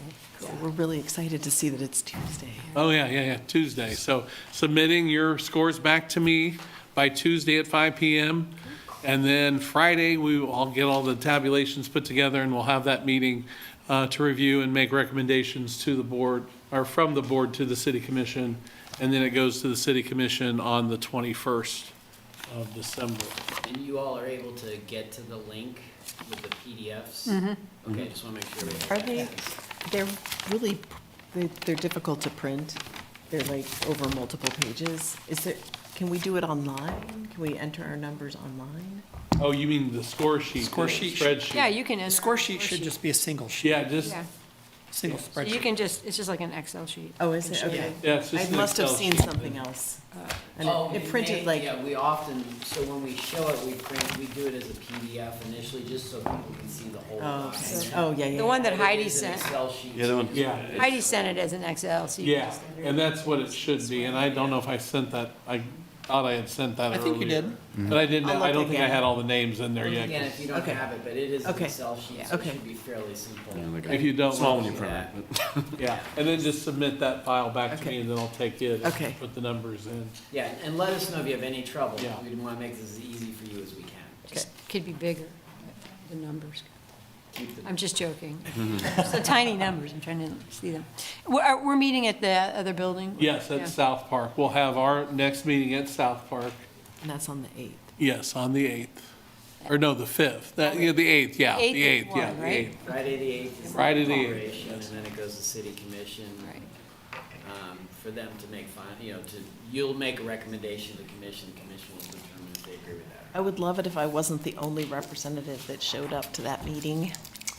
I'm gonna be out of town. I was gonna ask if Because I had will to there be a speak, Zoom option? they actually Oh, asked. you're talking about The 21st. I'll be out of the country. On the 21st? So Right, and convenient. I don't think they pulled it last year.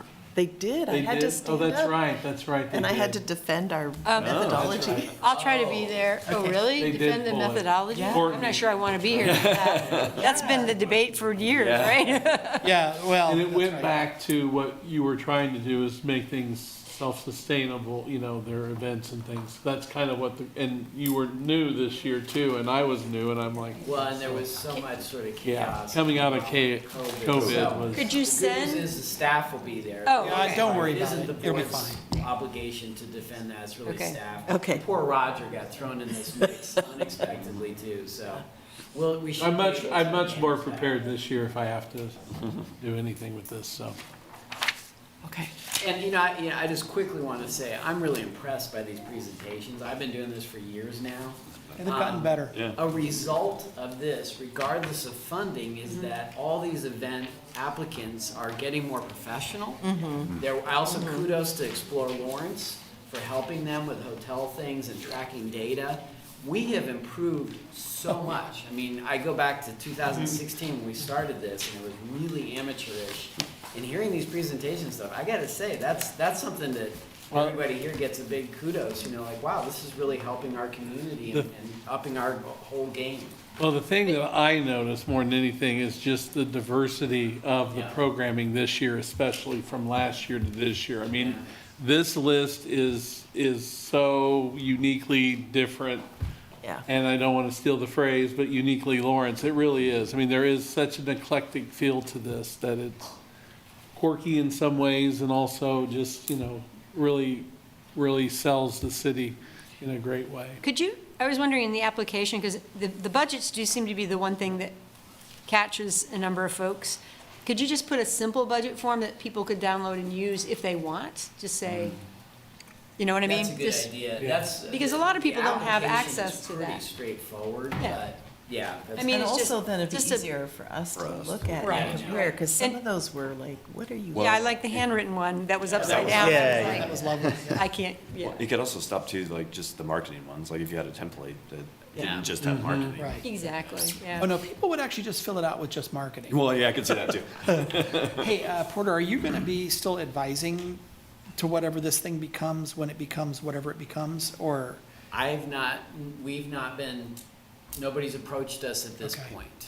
But certainly would make myself available to offer the history of this and what, Right. what the thinking was behind it and that kind of thing. I think, And I think there'll be a transition too, that we probably will assist that first year at least and then let it retool however they're gonna. Some tweaks I think we could make to the online application, just some there's, clarity. honestly, with COVID, so big of an interruption, but I was just talking to Anthea, certainly we just haven't been able to get our sea legs back yet. And that would have been, depending on what happens, if we were to continue. Right. The next big step would be to have you guys really spend some time in 2024 evaluating things and saying, how do we adjust things accordingly? So, and we just weren't able to get to that. Right, well, and that's what we were planning on doing from our last meeting. We talked about doing that in January or shortly after that to kind of get started in looking at everything and kind of. So December 5th, I think, is when the commission decision is going, so we'll know more at that point as to where are they actually gonna move forward with something, or we'll see what happens, so. It would be nice if there was some sort of consistency as they create whatever this new thing is, just so that there's feedback from what went wrong or did or didn't go wrong in the past, instead of recreating something new and then having to figure that all out again. Yeah. Well, I'm sure there'll be transfer of knowledge and all of that with Porter and. You're sure, huh? Yeah, sure. Yeah. I mean, you're on a roll. You want to bet on that like you bet on being done today? Hey, I'll take the odds. thank you again, and we will be awaiting the scoring, and then see you all next Friday, the 8th. It's been cool. Yeah. Hi, everybody. Thank you, Heidi. Oh goodness, Heidi, we abandoned you in the abyss of Zoom. It's okay. Nothing Did you have any?